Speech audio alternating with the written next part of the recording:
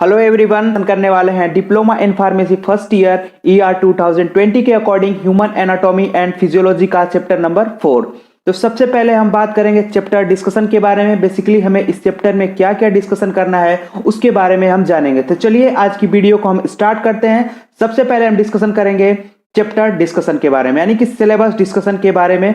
तो इस सिलेबस में क्या क्या पढ़ना है उसके बारे में हम समझते हैं। तो ऑसियस सिस्टम, या इसको हम बोल देते हैं स्केलेटन सिस्टम, उसके अंतर्गत हमें structure and function of bones of axial and appendicular skeletal, यानी कि जो एक्सियल बोन होती हैं और अपेंडिकुलर बोन्स होती हैं उसके बारे में हमें जानकारी प्राप्त करनी है। Next, classification, types and movement of joints, disorder of joint, ये सारी चीजें आज की इस वीडियो में हम कवर करेंगे। वीडियो को स्टार्ट करते हैं। सबसे पहले हम बात करेंगे ओसियस सिस्टम या स्केलेटल सिस्टम के बारे में, यानी कि ओसियस सिस्टम और स्केलेटल सिस्टम क्या होता है उसके बारे में हम जानेंगे। The human skeleton is the internal framework of the human body and composed of bone, cartilage, joints, ligaments, tendons, account for about 20% of the body mass। यानी कि जो ह्यूमन स्केलेटल सिस्टम होता है वो क्या होता है, इंटरनल फ्रेमवर्क होता है, यानी कि इंटरनल क्या होता है, ढांचा होता है ऑफ द ह्यूमन बॉडी। जो हमारी ह्यूमन बॉडी होती है, यानी कि जो हमारी बॉडी है उसका जो फ्रेमवर्क है वो किसका बना हुआ होता है, बोन का बना होता है, यानी कि ह्यूमन स्केलेटल सिस्टम का बना होता है। और ह्यूमन स्केलेटल सिस्टम के अंतर्गत क्या क्या चीजें आती है, तो उसके अंदर आती है bones, cartilage, joints, ligament, tendons, ये सारी चीजें होती हैं जो कि हमारे पूरे बॉडी के स्ट्रक्चर को, यानी कि हमारी बॉडी के पूरे ढांचे को बनाने में हेल्प करती है। और ये लगभग 20% ऑफ बॉडी मास होता है, यानी कि अगर मान लीजिए कि हमारे बॉडी मास 60 केजी है तो उसका 20% जो पार्ट होगा वो होगा स्केलेटन सिस्टम, यानी कि bone, cartilage, joints, ligament, tendons, इन सब से मिलकर बना हुआ होगा। जैसे आप लोगों ने देखा होगा घर बनाने के लिए बीम्स की जरूरत होती है, यानी बीम्स किससे बनी होती है, तो या तो वो छड़ के द्वारा बनी है, छड़ या सरिया जो भी आप बोलते हैं उसके द्वारा ही बनी होती है, यानी कि उसका जो भी स्ट्रक्चर है छड़ और बीम के ऊपर ही निर्धारित होता है कि जैसे आप उसकी जो इंटरनल जो पहले फ्रेमवर्क आप जैसे डिजाइन करेंगे उसी टाइप का आपका घर बनेगा। उसी प्रकार ह्यूमन बॉडी भी होती है, उसी प्रकार से हमारी जो बोन्स होती है वो एक तरह से बीम की तरह काम करती है और वही हमारे इंटरनल बॉडी स्ट्रक्चर को डिजाइन करने का काम करती है। सोचिए अगर हमारी बॉडी में बोन्स नहीं होगा तो क्या होगा, ठीक है।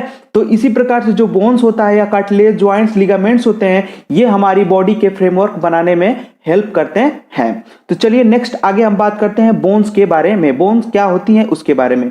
Bone is the rigid connective tissue that constitutes the mineral calcium phosphate collagens, यानी कि बोन एक रिजिड कनेक्टिव टिश्यू है, ठीक है, कनेक्टिव टिश्यू है। क्यों कनेक्टिव टिश्यू कहा गया है बोन को, क्योंकि यह एक पार्ट से दूसरे पार्ट को कनेक्ट करने का काम करता है, इसलिए हम बोन को कनेक्टिव टिश्यू बोलते हैं। इसके अंतर्गत क्या क्या होता है, मिनरल्स होता है, कैल्शियम फॉस्फेट और कोलेजन्स होता है, यानी कि बोन्स जो होता है एक रिजिड कनेक्टिव टिश्यू होता है और मिनरल्स, कैल्शियम फॉस्फेट और कोलेजन से मिलके बना हुआ होता है। नेक्स्ट अगर बात करें, bones protects the various organ of the body, produces the blood cells, store minerals, provide structure and support for the body, यानी कि बोन्स का काम क्या होता है, तो ये हमारे वेरियस ऑर्गन्स को प्रोटेक्ट करता है। कैसे प्रोटेक्ट करेगा, जैसे मान लीजिए आपका हार्ट के ऊपर होती है रिब्स की कवरिंग, यानी कि वो किसकी बनी होती है, बोन्स की बनी हुई होती है, यानी कि आपका हार्ट जो है सेफ है। क्यों, क्योंकि उसके ऊपर रिब्स की कवरिंग लगी हुई होती है, तो यानी कि जो बोन्स हमारी होती है वो प्रोटेक्शन प्रोवाइड कराती है। नेक्स्ट, ब्लड सेल, यानी आप लोगों को पता होगा जो भी हमारी आरबीसी या डब्ल्यूबीसी या जो भी ब्लड सेल्स होती है वो कहाँ प्रोड्यूस होती है, तो वो हमारी बोन के बोन मैरो में प्रोड्यूस होती है, ठीक है, वहीं पे उसका रिप्रोडक्शन होता है। तो ये का बोन का काम एक और हो गया कि ब्लड सेल को प्रोड्यूस करना। नेक्स्ट, स्टोर्स मिनरल, और मिनरल्स आयन को भी स्टोर करने का काम करती है bones. Next, provide structure and support of the body, और हमारी बॉडी को प्रॉपर स्ट्रक्चर देने का काम कौन करता है, बोन्स करता है, ठीक है। नेक्स्ट आगे हम पढ़ेंगे, it is the composed of around 270 bones, यानी कि अराउंड 270 बोन्स का बना होता है। जो हमारी बॉडी स्ट्रक्चर होती है, बॉडी स्ट्रक्चर में जो बोन्स होती है, नंबर ऑफ बोन्स कितनी होती है, 270 होती है। कब, जब हम छोटे होते हैं, याद रखिएगा आप लोग, 270 बोन्स तब होती है जब हम नवजात, यानी कि जब न्यू बॉर्न बेबी होता है उसमें अगर बोन्स की संख्या बोली जाए तो कितनी होगी, 270 होगी। यानी कि आप लोग याद रखिएगा, it is composed of around 270 bones. 270 bones कब होती है, जब बच्चा छोटा होता है यानी कि नवजात शिशु होता है, उस समय उसकी बोन्स की संख्या कितनी होती है, 270 होती है। And reduces to around 206 bones by adulthood after some bones get fuse together. और उसके बाद से टोटल नंबर ऑफ बोन्स कितनी हो जाती है, 206 हो जाती हैं। और इन्हीं बोन्स के बारे में हमें पढ़ना है, ठीक है। तो जब बच्चा पैदा होता है तो उसमें लगभग 270 बोन होती है, और ये क्वेश्चन ऑनलाइन में बहुत बार आया हुआ है, ठीक है। इसलिए फ्रेंड्स आप लोग कोशिश कीजिएगा कि इन दोनों वैल्यू को आप लोग याद रखिएगा। अगर आप लोगों से एडल्ट ह्यूमन में बोन्स की संख्या पूछी जाए तो आप लोग 206 बताएंगे, लेकिन अगर चाइल्ड में पूछा जाए तो आप 270 बोन्स बताएंगे। अगर इसमें से कुछ भी मेंशन ना किया हो तो आप 206 ही आंसर देंगे, ठीक है। आप लोग याद रखिएगा, ये ऑनलाइन में क्वेश्चन बहुत बार पूछा गया है, इसलिए मैं आप लोगों को पहले ही बता दे रहा हूं इसके बारे में, ठीक है। इस ऐसे बहुत सारे क्वेश्चन है, आप लोग पूरा का पूरा वीडियो देखने की कोशिश कीजिएगा, क्योंकि इसमें बहुत सारे ऐसे क्वेश्चंस मिलेंगे जो बहुत बार पूछे गए हैं और मैं आप लोगों को इंडिकेट कराता रहूंगा, ठीक है फ्रेंड्स। तो ह्यूमन बॉडी में लगभग जो नवजात शिशु होता है यानी कि during the birth time 270 bones होती है, लेकिन उसके बाद क्या होती है, 206 बोन हो जाती है। ऐसा क्यों होता है, क्योंकि जब ह्यूमन बड़ा होने यानी कि जब जो चाइल्ड था यानी कि जो बॉर्न बेबी था वो बड़ा होने लगता है, तो जो वन बोन होती है दूसरे बोन के साथ क्या होने लगती है, फ्यूज्ड होने लगती है, ठीक है। वो एक दूसरे के साथ फ्यूज्ड होने लगती है, फ्यूज्ड होने के बाद वो क्या हो जाती है, रिप्लेस हो जाती है केवल एक बोन से। तो इसलिए बोन्स का नंबर क्या होता है, बाद में कम हो जाता है, ठीक है। पहले जब बच्चा पैदा हुआ था तो उसमें 270 बोन्स थी, लेकिन जब वो एडल्ट हुआ तो उसमें हो गई टोटल नंबर ऑफ बोन्स 206। तो ये दोनों वैल्यू आप लोग याद रखिएगा, ठीक है। नेक्स्ट आगे हम बढ़ेंगे कार्टिलेज के बारे में। Cartilage is the non vascular type or supporting connective tissue which provide the flexibility to the body organ and joining one organ to another. जो कार्टिलेज होता है वो नॉन वेस्कुलर कनेक्टिव टिश्यू होता है। ये भी क्या होता है, कनेक्टिव टिश्यू होता है। बोन भी हमारा क्या था, कनेक्टिव टिश्यू। कार्टिलेज भी होता है कनेक्टिव टिश्यू, जो कि नॉन वेस्कुलर होता है, यानी इसमें वेसल्स क्या कोई भी यानी कि इसमें ब्लड की सप्लाई नहीं होती है। कार्टिलेज में ब्लड की सप्लाई नहीं होती है, ये बाहर से ही न्यूट्रिएंट्स को लेता है और अपनी लाइफ को एग्जिस्ट करता है, यानी कि आगे अपनी लाइफ प्रोसेस को बढ़ाता रहता है, ठीक है। तो जो कार्टिलेज होते हैं वो एक प्रकार का ऐसा कनेक्टिव टिश्यू होता है जो कि फ्लेक्सिबल होता है। जो हमारी बोन होती है वो कैसी होती है, रिजिड होती है, लेकिन जो कार्टिलेज होता है वो कैसा होता है, फ्लेक्सिबल होता है, ठीक है फ्रेंड्स। नेक्स्ट आगे हम बात करें बॉडी ऑर्गन, और ये क्या करती है, एक बॉडी ऑर्गन से दूसरे बॉडी ऑर्गन से ज्वाइन कराने का काम भी कार्टिलेज का होता है। इसके अलावा cartilage occurs only in isolated area such as the nose, parts of the ribs and joint। जो कार्टिलेज होता है वो कुछ पर्टिकुलर एरिया या कुछ आइसोलेटेड एरिया में ही पाया जाता है, जैसे कि नोज में, यानी कि जो हमारा नोज का टिप वाला पार्ट होता है उसमें भी कार्टिलेज पाया जाता है। उसके बाद रिब्स में पाया जाता है। उसके बाद ज्वाइंट्स, जो भी ज्वाइंट्स होते हैं उसमें भी कार्टिलेज पाया जाता है। नेक्स्ट लिगामेंट्स की बात करें। Ligament is also a fibrous type of connective tissues and connect the one bone to another bone. Ligament जो होता है एक प्रकार का फाइब्रस कनेक्टिव टिश्यू होता है जो कि एक बोन को दूसरे बोन के साथ ज्वाइन करने का काम करता है। नेक्स्ट हम बात करें joints. Joints or articulation is connected the one bone to another and provide the bending ability. Joints क्या होते हैं, ज्वाइंट क्या होता है, एक बोन से दूसरे बोन को जोड़ने का काम करता है, उसी को क्या बोलते हैं, ज्वाइंट बोलते हैं, ठीक है। उसी को क्या हम बोलते हैं, ज्वाइंट बोलते हैं, ठीक है। और वही क्या कराता है, हमें बेंडिंग एबिलिटी प्रोवाइड कराता है। बेंडिंग एबिलिटी का मतलब अगर मान लीजिए कि हमारी जो बोन है सिंगल बोन होती तो क्या हम उसको बेंड कर पाते, नहीं कर पाते। आप लोग समझने की कोशिश कीजिए, अगर आप लोगों के पास सिंगल बोन होती, अगर आप सिंगल बोन के बने हुए होते तो क्या अपनी बॉडी को आप बेंड कर पाते, नहीं, कभी नहीं आप कर पाते। लेकिन क्या होती है, जब ज्वाइंट हो जाता है तो उसको आप इजिली बेंड कर लेते हैं, ठीक है। इजिली आप उसको क्या करते हैं, बेंड कर ले, मोड़ लेते हैं, क्योंकि ज्वाइंट प्रेजेंट होता है। ज्वाइंट के कारण ये आपकी जो एक बोन होती है दूसरे बोन के साथ अटैच होती है और आप इजिली उसको बेंड कर पाते हैं। तो ज्वाइंट का ये काम होता है। नेक्स्ट टेंडन्स की बात करें। Tendons is a cord strong flexible connective tissue. जो टेंडन्स होता है यह भी एक तरह से फाइब्रस कॉर्ड की तरह होता है, यानी कॉर्ड मतलब धागे की तरह होता है, और ये भी फ्लेक्सिबल कनेक्टिव टिश्यू होता है जो कि एक बोन के साथ दूसरे बोन को ज्वाइन कराने का काम करता है, यानी कि बोन और मसल्स को ज्वाइन कराने का आपका, सॉरी याद रखिएगा आप लोग कि जो लिगामेंट होता है वो बोन से बोन को ज्वाइन कराने का काम करता है, ठीक है फ्रेंड्स, इन भी क्वेश्चन बहुत बार पूछा गया है। बोन से बोन को ज्वाइंट कराने का काम कौन करता है? तो लिगामेंट का काम होता है। लेकिन बोन को मसल्स के साथ अटैच कराने का काम कौन करता है? तो वो टेंडन करता है। याद रखिएगा, बोन टू बोन अटैचमेंट किसके द्वारा होता है? तो लिगामेंट के द्वारा होता है। बोन टू मसल्स अटैचमेंट किसके द्वारा होता है? तो वो टेंडन के द्वारा होता है। ऑनलाइन क्वेश्चंस अगर बनेंगे, यानी कि मल्टीपल चॉइस क्वेश्चन के पॉइंट ऑफ व्यू से ये बहुत ही इंपॉर्टेंट पॉइंट है। Bone to bone connection ligament के द्वारा और बोन टू मसल का कनेक्शन टेंडन्स के द्वारा होता है। ठीक है फ्रेंड्स, नेक्स्ट आगे हम बढ़ते हैं। Human skeletal system divided into two parts. कौन कौन से पार्ट होते हैं? एक होता है एक्सियल स्केलेटन सिस्टम और दूसरा होता है appendicular skeleton system. The axial skeleton system क्या होता है? Axial skeletal forms the longitudinal axis of the body and protect the brain, spinal cord and the organ in the thorax। जो axial skeletal system होता है वो हमारा क्या होता है? लॉन्गिट्यूडनल एक्सिस में होता है। यानी कि लॉन्गिट्यूडनल एक्सिस में होता है, मतलब कि एक सीधी रेखा, एक सीधी रेखा आप समझ सकते हैं। लॉन्गिट्यूडनल का मतलब होता है हालांकि 90 डिग्री, लॉन्गिट्यूडनल किसी के परपेंडिकुलर, लॉन्गिट्यूडनल मतलब लंबवत। मान लीजिए लंबवत का मतलब होता है सीधी रेखा पे, यानी कि जो एक्सियल स्केलेटल होता है वो ऐसी लॉन्गिट्यूडनल एक्सिस में एक सिधाई में होने वाली जो जितनी भी बोन्स होती है उसको हम क्या बोलते हैं? लॉन्गिट्यूडनल एक्सिस बोलते हैं। और वही प्रेजेंट होता है axial skeleton of the body. And वो क्या करता है? प्रोटेक्ट करता है हमारे ब्रेन को, स्पाइनल कॉर्ड को और ऑर्गन इन थोरेक्स। और जो भी हमारा थोरेक्स वाला पार्ट होता है उसमें जितने भी ऑर्गन्स होते हैं उसको प्रोटेक्ट करने का काम करता है कौन? Axial skeleton system.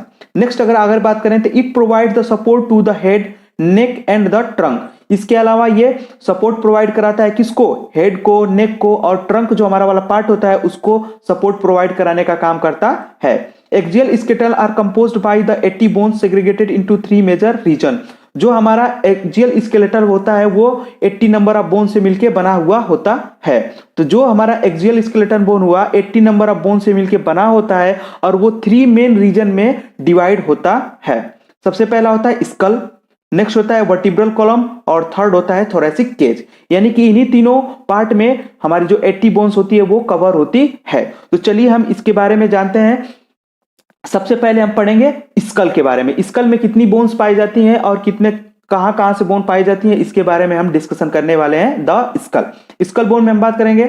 The skull region articulates with the superior region of the vertebral column with the help of two occipital condyles dicondylic school.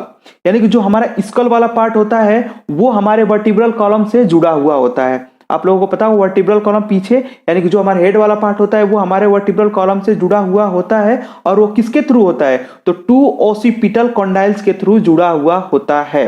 ठीक है, कॉन्डाइल्स का मतलब ये होता है कि जो बोन्स का जो लास्ट एंड होता है वो क्या होता है? थोड़ा सा फूल जाता है, यानी कि फूलने के कारण वो क्या होता है? एक आर्टिकुलेटिंग सरफेस बना लेता है। ठीक है, आर्टिकुलेटिंग सरफेस बना लेता है, उसी को हम क्या बोलते हैं? कॉन्डाइल बोलते हैं। तो वो क्या होता है?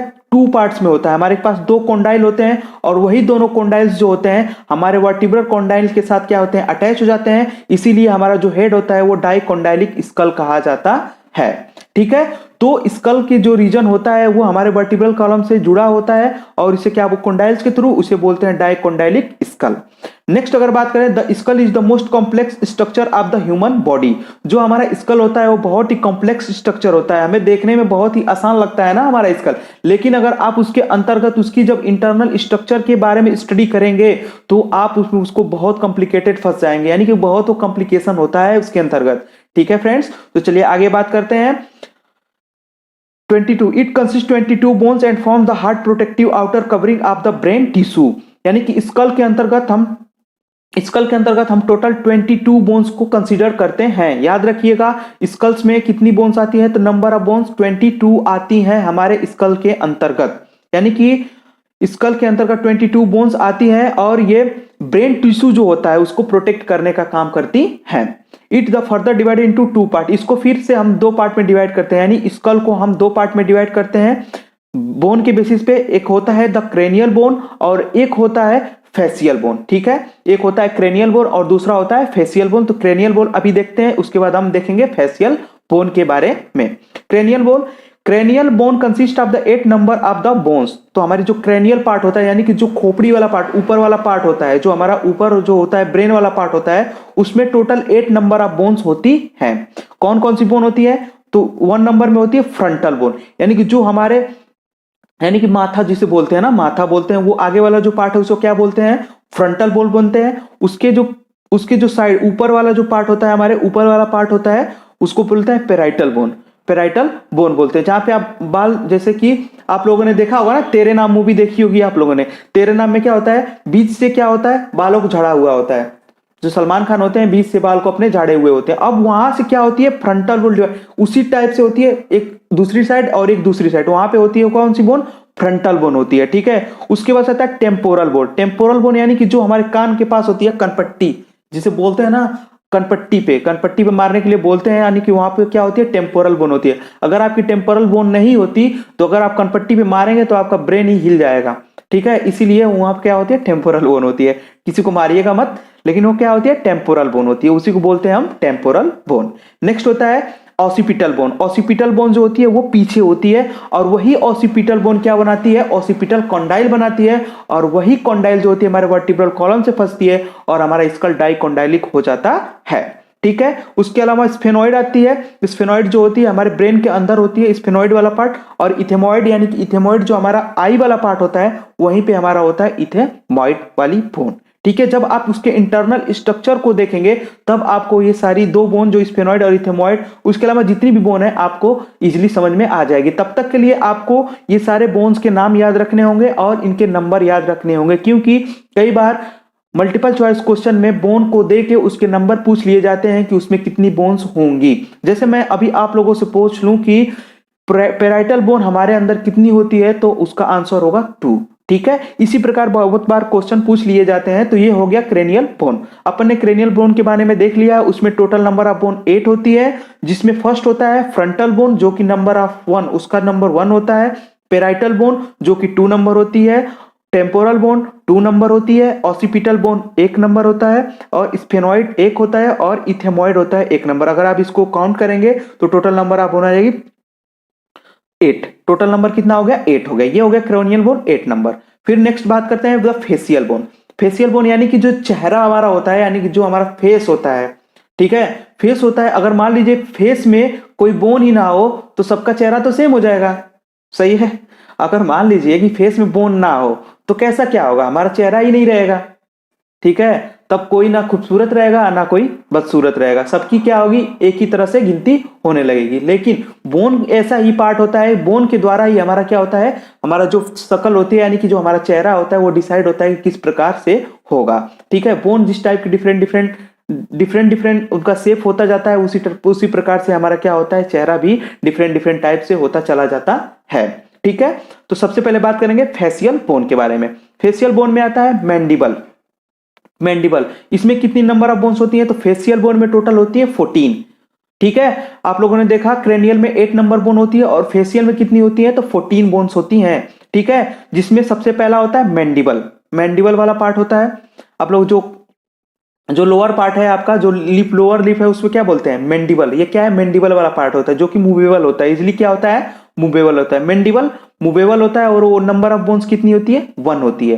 यानी कि लोअर लिप्स जो होता है, हमारा लोअर लिप है, उस पे जो बोन प्रेजेंट हुई होती है यहाँ पे, उसे बोलते हैं मैंडिबल बोलते हैं। उसके अलावा क्या है?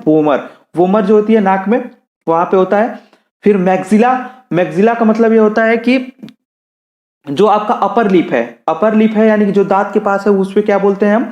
मैक्सिला बोलते हैं। फिर जाइगोमेटिक बोन यानी कि जो आपकी गाल की बोन होती है, चिक बोन भी बोलते हैं, उससे क्या वो नंबर ऑफ कितनी होती है? 2 होती है। पैलेटाइन बोन होती है, पैलेटाइन बोन भी होती है आपके नाक के पास ही होती है पैलेटाइन बोन। उसके पास होता है नजल बोन मतलब कि ये नाक में ही होती है नजल बोन। और लेक्राइमल बोन यानी कि आंख के पास जो आपकी 2 बोन होती है, उसे बोलते हैं lacrimal bone. Inferior nasal concha, यानी कि नजल में कुछ क्या होता है? उभरे हुई टाइप की बोन होती है, एक उभरी टाइप की बोन होती है, उसे बोलते हैं इंफीरियर नजल कॉन्का। वो भी नंबर में 2 होती है। तो इस प्रकार से हमारे अंदर फेसियल बोन्स कितनी हुई? तो फेसियल बोन्स नंबर में हो गई टोटल 14। ठीक है, 14 हो गई, जिसमें एक हो गया mandible, vomer 1, maxilla 2, zygomatic bone 2, palatine bone 2, nasal bone 2, lacrimal bone 2। और इंफीरियर नजल कोंका 2, यानी टोटल नंबर आप अगर इसको काउंट करेंगे तो ये 14 बोन हो जाएगी। ठीक है, नेक्स्ट आगे बात करेंगे function of skull bone. Skull bone जितनी भी है उनका फंक्शंस क्या है इसके बारे में हम जानते हैं। It provide the framework for the face and cranial, यानी कि जो क्रेनियम जो हमारा स्कल बोन होता है वो हमारे फेस के और हमारा जो सर होता है यानी कि हमारा जो खोपड़ी होती है यानी कि हमारा जो फ्रंटल ऊपर वाला पार्ट होता है यानी ब्रेन वाला पार्ट रहता है उसको डिजाइन करने का काम कौन करता है, skull bone.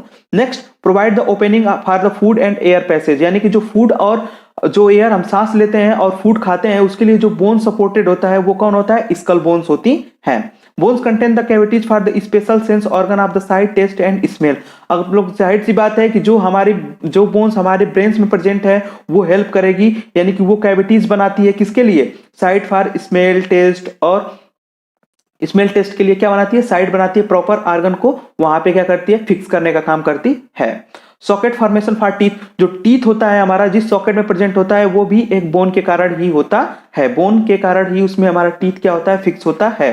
Protect the most important processing unit for of brain, जो हमारी ब्रेन होती है जो प्रोसेसिंग यूनिट है ब्रेन की उसको प्रोटेक्ट करने का काम कौन करता है, तो वो स्कल बोन का काम होता है। ठीक है, तो यहाँ हमने डिस्कस कर लिया इस स्कल के, यानी स्कल के बारे में हमने डिस्कस किया। स्कल में हमने 22 बोन्स को डिस्कस किया जिसमें से 8 बोन्स होती है क्रेनियल बोन और 14 बोन होती हैं फेशियल बोन। मैं बार बार रिपीट आप लोगों को इसलिए कर रहा हूं कि ताकि आप लोगों को बोन्स के नाम क्या होता जाए, याद होते चले जाए। ठीक है, अगर आप लोगों को थोड़ा बहुत बोन्स के नाम याद है तो आप लिख देंगे तो आपका सही हो जाएगा। ठीक है, नेक्स्ट आगे हम बढ़ते हैं सूचर्स ऑफ द स्कल, यानी जो हमारा स्कल होता है जो बोन्स होती है वो क्या होती है, सूचर्स की तरह क्या होती है, अटैचमेंट होती है। ठीक है, वो जुड़ी हुई होती है सूचर्स की सहायता से। तो चलिए उसके बारे में भी हम देख लेते हैं, कई बार क्वेश्चन सूचर से भी आ जाते हैं तो आप लोग इसको भी याद रखने की कोशिश कीजिएगा। ठीक है, सबसे पहला है कोरोनल सूचर, यानी parietal bone and frontal bone. जो हमारा पेराइटल बोन और फ्रंटल बोन है उसके बीच जो सूचर पाया जाता है उसको बोलते हैं कोरोनल सूचर। नेक्स्ट आता है सेजाइटल सूचर, यानी कि पेराइटल बोन और पेराइटल बोन, यानी कि दो हमारे में पेराइटल बोन होती है और दोनों एक साथ जुड़ती हैं, वो किस सूचर के कारण, तो सेजाइटल सूचर के कारण। लेम्बोइड सूचर यानी कि पेराइटल बोन एंड ओसिपिटल, जो हमारी पेराइटल बोन और ओसिपिटल बोन के बीच में जो सूचर पाया जाता है उसे बोलते हैं lambdoid suture. Squamous suture, parietal bone and temporal bone, जो हमारी पेराइटल बोन है और टेम्पोरल बोन यानी कान के पास वाली जो बोन है उससे जो सूचर अटैच करता है वो होता है स्क्वैमस सूचर होता है। ठीक है, नोट पॉइंट है एक, आप लोग इसको ध्यान रखिएगा, ये भी बहुत ही इंपॉर्टेंट पॉइंट है, ये जो नोट पॉइंट लगा है ये बहुत ही इंपॉर्टेंट पॉइंट है। ठीक है, जब भी आप नोट्स में नोट पॉइंट देखें आप समझ जाइए कि ये बहुत ही ज्यादा इंपॉर्टेंट पॉइंट होगा। ठीक है, exam of point of view से। Some associated bones are present in the skull, it does not count in the skull bone। कुछ जो बोन होती हैं हमारे स्कल से क्या हुई होती हैं, जुड़ी हुई होती हैं, हमारे स्कल से जुड़ी हुई होती हैं लेकिन उसको स्कल में नहीं काउंट किया जाता है। ठीक है, तो इस प्रकार से हम कह सकते हैं, अगर मान लीजिए आपसे पूछा जाए skull and associated number of skull bone and associated bones, तो जो एसोसिएटेड बोन्स होती है वो टोटल नंबर ऑफ 7 होती है, तो टोटल आपका आंसर जाएगा 29। लेकिन अगर आप लोगों से क्वेश्चन किया जाए कि आपके स्कल में कितनी बोन पाई जाती हैं, तो स्कल में आपकी 22 बोन्स ही पाई जाती हैं।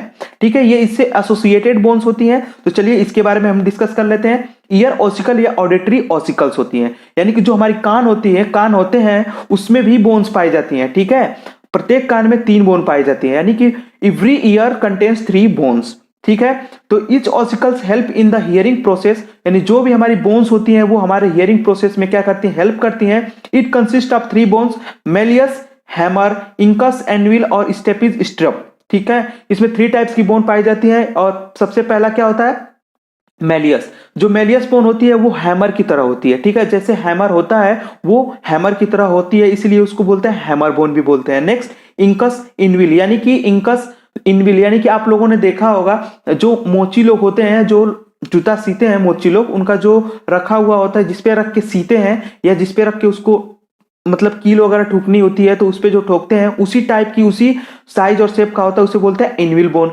स्टेपिज यानी स्ट्रप, स्ट्रप का मतलब होता है कि आप लोगों ने देखा होगा घोड़े पे चढ़ने के लिए पैर को फंसाने के लिए जो रखा हुआ होता है ना पार्ट, उसी टाइप की बोन होती है, यानी कि उसी आकार का होता है, उसको बोलते हैं स्ट्रप। ठीक है, तो ये हो गया मेलियस, इंकस और स्टेपिज, यानी कि प्रत्येक कान में, यानी कि every year contains the malleus, incus and stapes. तो हमारे पास 2 कान होते हैं, अब 2 कान होने की वजह से यानी कि 6 बोन हो गई टोटल। ठीक है, ईयर ऑसिकल्स में टोटल कितनी बोन्स पाई जाती हैं, तो टोटल नंबर ऑफ बोन 6 पाई जाती है हमारे ईयर ऑसिकल्स में। नेक्स्ट अगर बात करें hyoid bone, it is the small bone present at the joint in of the tongue and provide the joint surface for the tongue. यानी कि ये एक बहुत छोटी बोन्स होती है, हॉइड बोन्स जो होती है एक बहुत छोटी बोन्स होती है, जो कि हमारा टंग वाला पार्ट होता है ना, उसके जो लास्ट इंड होता है उसका, यानी कि जो ज्वाइंट इंड होता है टंग का, वहीं पे प्रेजेंट होती है और उसको ज्वाइंट सरफेस प्रोवाइड कराती है हमारे टंग को। ठीक है, ये हो गया हॉइड बोन। तो total number of associated bone कितनी हो गई? 7 हो गई, क्योंकि ईयर ऑसिकल्स में कितनी हो गई? टोटल 6 हो गई। ठीक है, टोटल 6 हो गई और हॉइड बोन हो गई 1 नंबर। ठीक है, तो ये हो गया द स्कल, यानी कि यहां तक पूरा हमने स्कल वाला पार्ट पढ़ लिया है। ठीक है, एक्सियल स्केलेटल में हमने 3 पार्ट डिवाइड किया था, एक स्कल, दूसरा हमने वर्टिब्रल कॉलम। तब चलिए हम बात करेंगे वर्टिब्रल कॉलम के बारे में। वर्टिब्रल कॉलम में कितनी बोन्स पाई जाती है उसके बारे में हम डिस्कशन करेंगे। तो सबसे पहले हम बात करेंगे vertebral column, also called as spine और स्पाइनल कॉलम। इसको हम स्पाइन या स्पाइनल कॉलम भी बोलते हैं। It consists of 26 irregular serially arranged unit called as vertebrae and dorsally placed। यानी कि इसमें हमारे जो इस हमारा वर्टिब्रल कॉलम होता है उसमें 26 वर्टिब्री पाई जाती है। यानी कि एक जो हमारा वर्टिब्री होता है, ठीक है, 26 वर्टिब्री से मिलकर हमारा क्या बनता है? वर्टिब्रल कॉलम बनता है, जो कि इर्रेगुलरली होती है, जो कि इर्रेगुलर शेप में होती है। In the fetus and the infant, the vertebral column consists of 33 separated bone or vertebrae। यानी कि जब फीटस या जो हमारा इन्फेंट होता है, यानी कि जब बच्चा पैदा होता है, यानी कि जब छोटा होता है, तो उस टाइम उसमें 33 बोन्स होती हैं, यानी कि 33 वर्टिब्रल कॉलम होती है। लेकिन जब वो एडल्ट हो जाता है तो नंबर ऑफ वर्टिब्रल कॉलम 26 हो जाता है। इसलिए यहाँ पे भी ध्यान रखने वाली बात है कि अगर आप लोगों से पूछा जाएगा total number of vertebral column in adult human, तो आप लोग 26 उसका आंसर बताएंगे। लेकिन अगर पूछा जाए total number of vertebral column in infant या फीटस, तो आप लोग उसका 33 आंसर बताएंगे। ठीक है, ये भी पॉइंट आप लोग याद रखिएगा। Each vertebra consist of the body of Centrum interiorly and the vertebrae arch posteriorly. यानी कि जो प्रत्येक वर्टिब्री होती है, यानी कि एवरी वर्टिब्री जो होती है बॉडी या सेंट्रम कंटेन करती है। जो आगे वाला पार्ट होता है वर्टिब्री का वो क्या होता है? बॉडी या सेंट्रम बोलते हैं, और जो पीछे वाला पार्ट होता है वो एक आर्च रखता है। यानी कि प्रत्येक जो हमारी वर्टिब्री हुई वो आगे वाले पार्ट को हम बॉडी या सेंट्रम बोलेंगे, लेकिन जो पीछे वाला पार्ट होता है उसमें आर्च निकला हुआ होता है। आर्च का मतलब होता है एक नुकीला पार्ट निकला हुआ होता है। ठीक है, जो ज्वाइंट के लिए बहुत ही हेल्प करता है, एक वर्टिब्री से दूसरी वर्टिब्री को ज्वाइंट करने का काम करता है। किसके द्वारा होता है? तो वो आर्च के द्वारा ही होता है। Together the body and the vertebral arch enclose an opening called the vertebral फोरामन। जब बॉडी और आर्च एक दूसरे के साथ ज्वाइंट हो जाते हैं तो बीच में क्या बनता है? एक होल टाइप स्ट्रक्चर बनती है, जिस यानी कि उसको क्या बोलते हैं? फोरामन बोलते हैं। ठीक है, उसे क्या बोलते हैं? फोरामन बोलते हैं। Successive vertebrae foramen of the articulated vertebrae from the long vertebral canal through which the spinal cord passes. और जब हमारी जो 26 वर्टिब्री एक साथ ज्वाइंट हो जाती है तो एक कंप्लीट कॉर्ड बनता है। ठीक, एक कंप्लीटली फोरामन बनता है, होल लाइक स्ट्रक्चर बनता है, यानी कि रॉड लाइक स्ट्रक्चर बनता है, और उसी में पास होती है हमारी स्पाइनल कॉर्ड। यानी जो भी हमारी स्पाइनल नर्व्स होती हैं वो उसी के द्वारा क्या होती हैं? हर जगहों पे फैली हुई होती हैं। ठीक है फ्रेंड्स, नेक्स्ट आगे हम बात करेंगे वर्टिब्रल कॉलम किस प्रकार से डिफरेंशिएट होती है, कौन कौन सी वर्टिब्री होती है, उसके बारे में हम जानते हैं। तो सबसे पहले बात करें तो सर्वाइकल, यानी कि सबसे ऊपर वाली जो हमारी जो वर्टिब्रल कॉलम होती है उसमें होता है सर्वाइकल, वो नंबर ऑफ 7 होती है। फिर उसके बाद थोरेसिस नंबर ऑफ 12 यानी कि 12 होती हैं। लंबर 5 नंबर होती हैं। सैक्रल 1 फ्यूज्ड और कोक्सियल 1 फ्यूज्ड। यानी सैक्रल 1 फ्यूज्ड का मतलब ये हुआ कि जब आप इन्फेंट थे तो आप में टोटल सैक्रल कितनी थी? 5 थी, 5 सैक्रल बोन थी। लेकिन जब आप एडल्ट हुए तो वो टोटल कितनी हो गई? फ्यूज होके 1 हो गई। और इसी प्रकार से कोक्सियल जो बोन होती है वो भी आपके जब इन्फेंट थे तो वो टोटल नंबर ऑफ बोन उसमें थी 4 होती है। जब आप एडल्ट होते हैं तो वो फ्यूज होके कितनी बना लेती है? 1 बना लेती है। तो अगर आप इसको काउंट करेंगे तो 7 12 19 हो जाएगा, और 19 और 5 24 और सेक्रल को काउंट कर लीजिए तो 1 25 और एक कोक्सियल 26 हो जाएगा। लेकिन अगर मान लीजिए यहाँ पे 5 कर लेते हैं सेक्रल को तो 24 + 5 29 और यहाँ पे 4 कोक्सियल को ले लेते हैं तो 33 बोन्स आपकी हो जाएगी। ठीक है, बहुत सारे लोग इसको याद रखने का तरीका C7 TH12 L5 और S1 C1 रखते हैं। ठीक है, ये फार्मूला होता है इसको याद रखने का। लेकिन हमें क्या, जब तक हमें पूरा कंप्लीट नहीं याद होगा, हम फार्मूला याद करके क्या कर पाएंगे? जब तक हमें अप्लाई करने का कुछ पता है, रूल ही ना पता हो।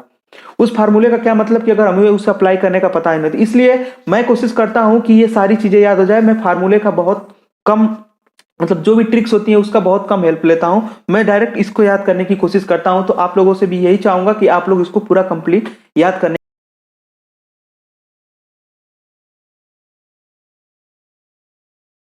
क्योंकि ये बहुत ही ज्यादा इंपॉर्टेंट है, आप लोगों से कभी भी पूछा जा सकता है फ्रेंड्स। ठीक है, तो सर्वाइकल 7, थोरेसिस 12, लंबर 5 और सैक्रल जो होती है 1 बोन होती है, यानी कि टोटल नंबर ऑफ 5 बोन होती है, लेकिन एडल्ट में वो फ्यूज्ड होकर 1 बोन बना लेती है। और कोक्सियल जो होती है वो नंबर ऑफ 4 बोन होती है, लेकिन फ्यूज्ड होकर 1 बोन बना लेती है। फंक्शन ऑफ वर्टिब्रल कॉलम अगर बात करें तो the vertebral column protects the spinal cord, support the head and serve as the point of the attachment for the ribs and musculature of the back. यानी कि vertebral column जो होती है, vertebral column का काम क्या होता है, तो स्पाइनल कार्ड को सपोर्ट प्रोवाइड कराना। स्पाइनल कार्ड जो भी हमारी स्पाइनल नर्व्स निकली हुई होती है उसको क्या कराना, सपोर्ट प्रोवाइड कराना। उसके अलावा अटैचमेंट साइड होती है, यानी जो हमारे रिब्स होती हैं, आगे वाला रिब्स वाला जो पार्ट होता है उसको अटैचमेंट कराने का भी काम करती है। और मस्कुलेचर ऑफ द बैक, और बैक पे जो भी मांस यानी कि जो भी मसल्स अटैच करानी है उसको अटैच कराने का भी काम कौन करता है, वर्टिब्रल कॉलम कराता है। नेक्स्ट आगे हम बात करें, the vertebral column extended from the skull to pelvis where the transmit the weight of the trunk to the lower limb. यानी जो हमारा वर्टिब्रल कॉलम होता है वो हमारे ब्रेन से लेके हमारे पेल्विक गर्डल तक होता है, यानी कि जो नीचे वाला पार्ट होता है, यानी कि पीछे वाला पार्ट होता है वहां तक फैला हुआ होता है, और वो पूरे वेट को वियर करता है, पूरे वेट को वियर करता है। अगर पेल्विक के पास आप लोग देखें तो वहां तक पूरा जो वेट होता है ऊपर का, उसको वियर करने का काम कौन करता है, तो वर्टिब्रल कॉलम ही करता है। नेक्स्ट हम आगे बात करेंगे थोरेसिस केज। तो हमने 2 पार्ट देख लिया, स्कल, उसके बाद हमने वर्टिब्रल कॉलम, और थर्ड आता है थोरेसिस केज। ठीक है, वर्टिब्रल कॉलम में आप लोगों ने 26 बोन्स देखी। नेक्स्ट अगर हम बात करेंगे थोरेसिस केज के बारे में।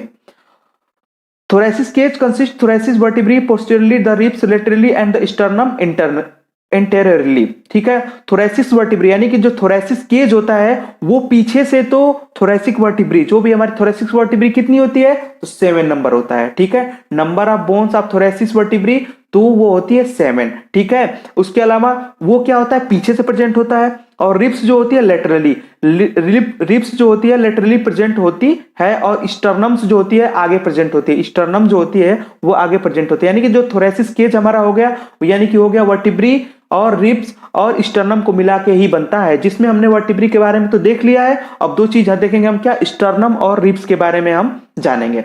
स्टर्नम क्या होता है इसके बारे में हम देखते हैं। It is also called breast bone, sternum को हम आल्सो ब्रेस्ट बोन भी कहते हैं। Sternum is a flat bone about 15 centimetre long present on the anterior portion of the thoracic cage. यानी कि यह एक फ्लैट बोन होती है, स्टर्नम एक फ्लैट बोन होती है और 15 सेंटीमीटर लंबी होती है, और हमारे एंटीरियर पार्ट पे प्रेजेंट होती है। एंटीरियर मतलब आगे वाले पार्ट पे प्रेजेंट होती है। It forms by the fusion of 3 bones, manubrium, the body and the xiphoid process. और ये भी फ्यूज होके बनती है, यानी कि पहले अगर इनिशियल देखा था तो ये भी 3 पार्ट में थी, अब वो फ्यूज होके एक बना लेती है स्टर्नम। इसके 3 पार्ट्स होते हैं, कौन कौन से, तो ये होता है मेनुब्रियम, दूसरा होता है बॉडी, और तीसरा होता है जिफॉइड प्रोसेस। ठीक है, यानी कि जो स्टर्नम होता है उसमें मेनुब्रियम होता है, बॉडी होता है और जिफॉइड प्रोसेस होता है। तो जो स्टार्टिंग पार्ट होता है वो क्या होता है, manubrium. Manubrium articulates with the first 2 pair of the ribs, यानी कि जो भी हमारी रिब्स हैं, पहले ऊपर की जो 2 पेयर रिब्स होती हैं वो मेनुब्रियम से अटैच होती हैं। Body forms the major portion of the sternum and is providing the attachment site for the 3 to 7 ribs। जो बॉडी वाला पार्ट होता है स्टर्नम का वो सबसे ज्यादा पार्ट होता है, यानी स्टर्नम में सबसे ज्यादा पार्ट कौन होता है, बॉडी होता है, और वो क्या करती है, हमारे 3 और 7th जो पेयर रिब्स होती है उसको ज्वाइंट कराने का काम करती है। ठीक है, ये भी आप लोग याद रखिएगा।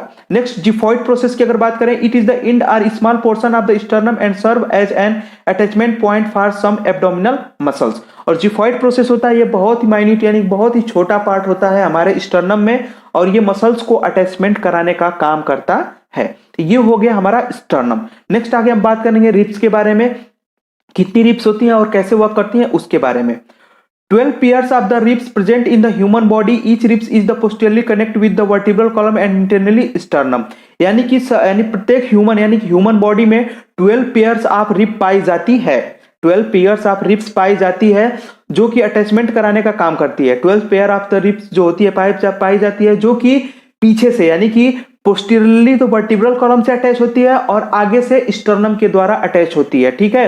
अब जब पीछे से और आगे से जो अटैच हो जाती है तो एक रिब यानी कि एक केज की तरह, एक पिंजड़े की तरह क्या स्ट्रक्चर बनाती है, उसी प्रकार हम बोल देते हैं उसको रिब केज भी बोल देते हैं, ठीक है फ्रेंड्स। नेक्स्ट आगे बढ़ते हैं। First 7 pair of the ribs are called true ribs or vertebrosternal ribs because they are attached to the thoracic vertebrae anteriorly and sternum posteriorly with the help of the hyaline cartilage। यानी कि जो first 7 pair of the ribs होती है उसको हम vertebro sternal ribs भी बोलते हैं। वर्टिब्रो स्टर्नल रिब्स इसलिए बोलते हैं क्योंकि पोस्टीरियरली तो वो वर्टिब्रल कॉलम से जुड़ी हुई होती है, यानी कि थोरेसिस वर्टिब्री से जुड़ी हुई होती है, और आगे वो स्टर्नम वाले पार्ट से जुड़ी हुई होती है, इसलिए इसको हम वर्टिब्रो स्टर्नल रिब्स भी बोलते हैं by the help of hyaline cartilage. यानी कि हाइलिन कार्टिलेज की वजह से ही हमारी जो रिब्स होती है वो अटैच्ड होती है। नेक्स्ट बात करें, the 8th, 9th and 10th pair of the ribs do not articulate directly with the sternum but join to the 7th ribs with the help of hyaline cartilage। These are called the vertebrochondral या false ribs बोलते हैं। यानी कि जो हमारा 8th, 9 और 10th pairs जो ribs होती है वो क्या होती है, पीछे तो वर्टिब्रल कॉलम से जुड़ी हुई होती है, लेकिन आगे जो होता है वो हमारे जो आगे होते हैं स्टर्नम वाले पार्ट्स के, यानी कि स्टर्नम वाले पार्ट से नहीं जुड़ के वो लास्ट जो हमारा रिब्स होता है यानी 7th रिब्स जो होती है उससे अटैच होती है। यानी कि वो डायरेक्ट पीछे तो उसने क्या किया, 8th, 9 और 10th जो पेयर रिब्स है वो पीछे से तो वर्टिब्रल कॉलम से जुड़ जाएगी, लेकिन जो आगे वाला पार्ट है वो स्टर्नम से ना जुड़ के हमारे जो 7th वाला रिब्स है उससे जुड़ा हुआ होता है by the help of hyaline cartilage की वजह से, इसलिए उसको हम क्या बोलते हैं, फाल्स रिब्स भी बोलते हैं।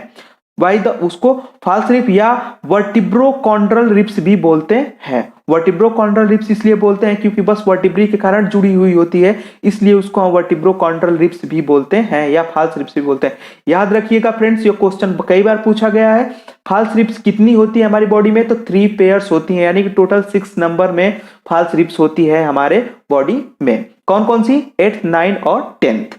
नेक्स्ट आगे बात करें, last 2 pair 11th and 12th आप ribs are not connected ventrally and are therefore called the floating ribs. ठीक है, अब देखिए, अब कहानी और बदल गई। कहानी कैसे बदल गई कि जो हमारी लास्ट पेयर होती है यानी 11th और 12th होती है, 11th और 12th पेयर ऑफ रिब्स होती है, तो पीछे से तो वर्टिब्रल कॉलम से जुड़ी, लेकिन आगे क्या होती है, वो कहीं जुड़ती ही नहीं है, वो क्या होती है, फ्लोटिंग वैसे ही रहती है, यानी वैसे बिना अटैचमेंट होती है, इसलिए उसको हम फ्लोटिंग रिब्स भी बोल देते हैं। तो याद रखिएगा आप लोग, टोटल हमारे बॉडी में 12 पेयर्स ऑफ रिब्स पाए जाते हैं, जिसमें से 1 2 लेके 7 तक जो होती है उसको ट्रू रिब्स बोलते हैं, 8 9 10th को हम बोलते हैं फाल्स रिब, और 11th और 12th को हम क्या बोल देते हैं, फ्लोटिंग रिब्स भी बोलते हैं। ये कई बार ऑनलाइन क्वेश्चन यानी कि ऑप्शनल क्वेश्चन में पूछा गया है फ्रेंड, इसलिए आप लोग इसको ध्यान रखने की कोशिश कीजिएगा। हम क्या करते हैं, हम जो भी नोट्स बना रहे हैं फ्रेंड्स, आप कोशिश ये कर रहे हैं कि उसमें ज्यादा से ज्यादा आपके ऑप्शनल, यानी कि अगर आप लोगों का ऑनलाइन क्वेश्चन ऑनलाइन पेपर हो तो वो भी उसमें कवर हो जाए, इसलिए हम ज्यादा से ज्यादा क्वेश्चन को इकट्ठा करने की कोशिश कर रहे हैं। ठीक है फ्रेंड्स, तो चलिए आगे हम बढ़ते हैं। आगे हम बात करेंगे अपेंडिकुलर स्केलेटन। यहां तक तो हमने पढ़ लिया एक्सियल स्केलेटन के बारे में। एक्सियल स्केलेटन में टोटल नंबर ऑफ बोन्स हमने 80 पढ़ा। कैसे पढ़ा 80 बोन्स, तो आप लोगों को मैं समझाता हूं, आप लोग एक बार रिवाइज कर लीजिए 80 बोन कैसे होती है हमारे एक्सियल स्केलेटन में। तो सबसे पहले हमने पढ़ा स्कल में हमने टोटल 22 बोन्स पढ़ा। उसके बाद उससे एसोसिएटेड बोन पढ़ा, एसोसिएटेड बोन 7 होती है, यानी कि 22 + 7 बोन हो गई 29 बोन। उसके बाद हमने पढ़ लिया vertebral column. Vertebral column 26 number of bones होती है, अगर आप 26 को ऐड करेंगे तो वो हो जाएगी total number of bone 55 bone हो जाएगी। और उसके बाद अगर हम बात करें तो 12 पेयर ऑफ रिब्स बने, 12 पेयर का मतलब हो गया 24 रिब्स। अगर 24 को अगर आप ऐड कर देंगे तो हो जाएगी 79 बोन्स। और उसके बाद अगर आप 1 बोन स्टर्नम को ऐड कर देंगे तो वो हो जाएगी टोटल बोन 80 बोन। ठीक है फ्रेंड्स, तो इस प्रकार हमने 80 बोन्स को डिस्कस कर लिया है। नेक्स्ट आगे हम बात करेंगे अपेंडिकुलर स्केलेटन के बारे में। तो चलिए अपेंडिकुलर स्केलेटन के बारे में स्टार्ट करते हैं। Bones of the limbs are the girdles are collectively called as the appendicular skeleton। appendicular skeleton में क्या होता है, जो भी हमारी girdles बोन होती है, यानी कि जो हाथ पांव की जो भी बोन्स होती है उसको हम appendicular skeleton में क्या करते हैं, इंक्लूड करते हैं। appendicular skeleton कंसिस्ट ऑफ, अब इसको हमने 4 पार्ट में डिवाइड किया है आप लोगों को इजिली समझाने के लिए।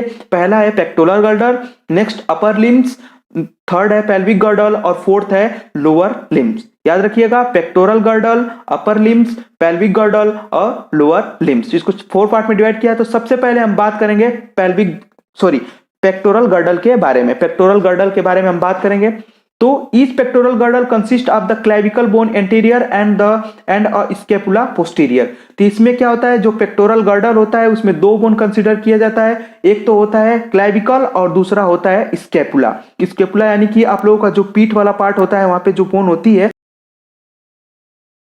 उसे क्या बोलते हैं, स्कैपुला बोलते हैं। ठीक है। और जो कॉलर बोन होती है, यानी कि जो आप कॉलर पहनते हैं, मतलब कि आप कपड़ा पहनते हैं, आपका जो कॉलर होता है वहां पे जो बोन होती है उसे क्या बोलते हैं हम, तो उसे हम बोलते हैं क्लेविकल बोन। ठीक है। क्लेविकल बोन इंटीरियर प्रेजेंट होती है और जो स्केपुला होता है आपका पीछे प्रेजेंट होता है, इसलिए हम उसको क्या बोल देंगे, पोस्टीरियर। ठीक है। क्लेविकल या कॉलर बोन, सबसे पहले clavicle are cylindrical S shaped bone, इसे एस शेप्ड बोन होती है। They are articulated posteriorly with the scapula and arm and anteriorly with the sternum. तो जो हमारी क्लेविकल बोन होती है पोस्टीरियरली, तो वो हमारे जुड़ी हुई होती है स्केपुला वाले पार्ट से, और एंटीरियरली जो होती है वो स्टर्नम वाले पार्ट से जुड़ी हुई होती है। ठीक है फ्रेंड्स। तो पीछे से वो जुड़ी हुई होती है स्केपुला से और आगे से जुड़ी हुई होती है स्टर्नम से। अब स्केपुला क्या होता है, scapula is a large triangular flat bone.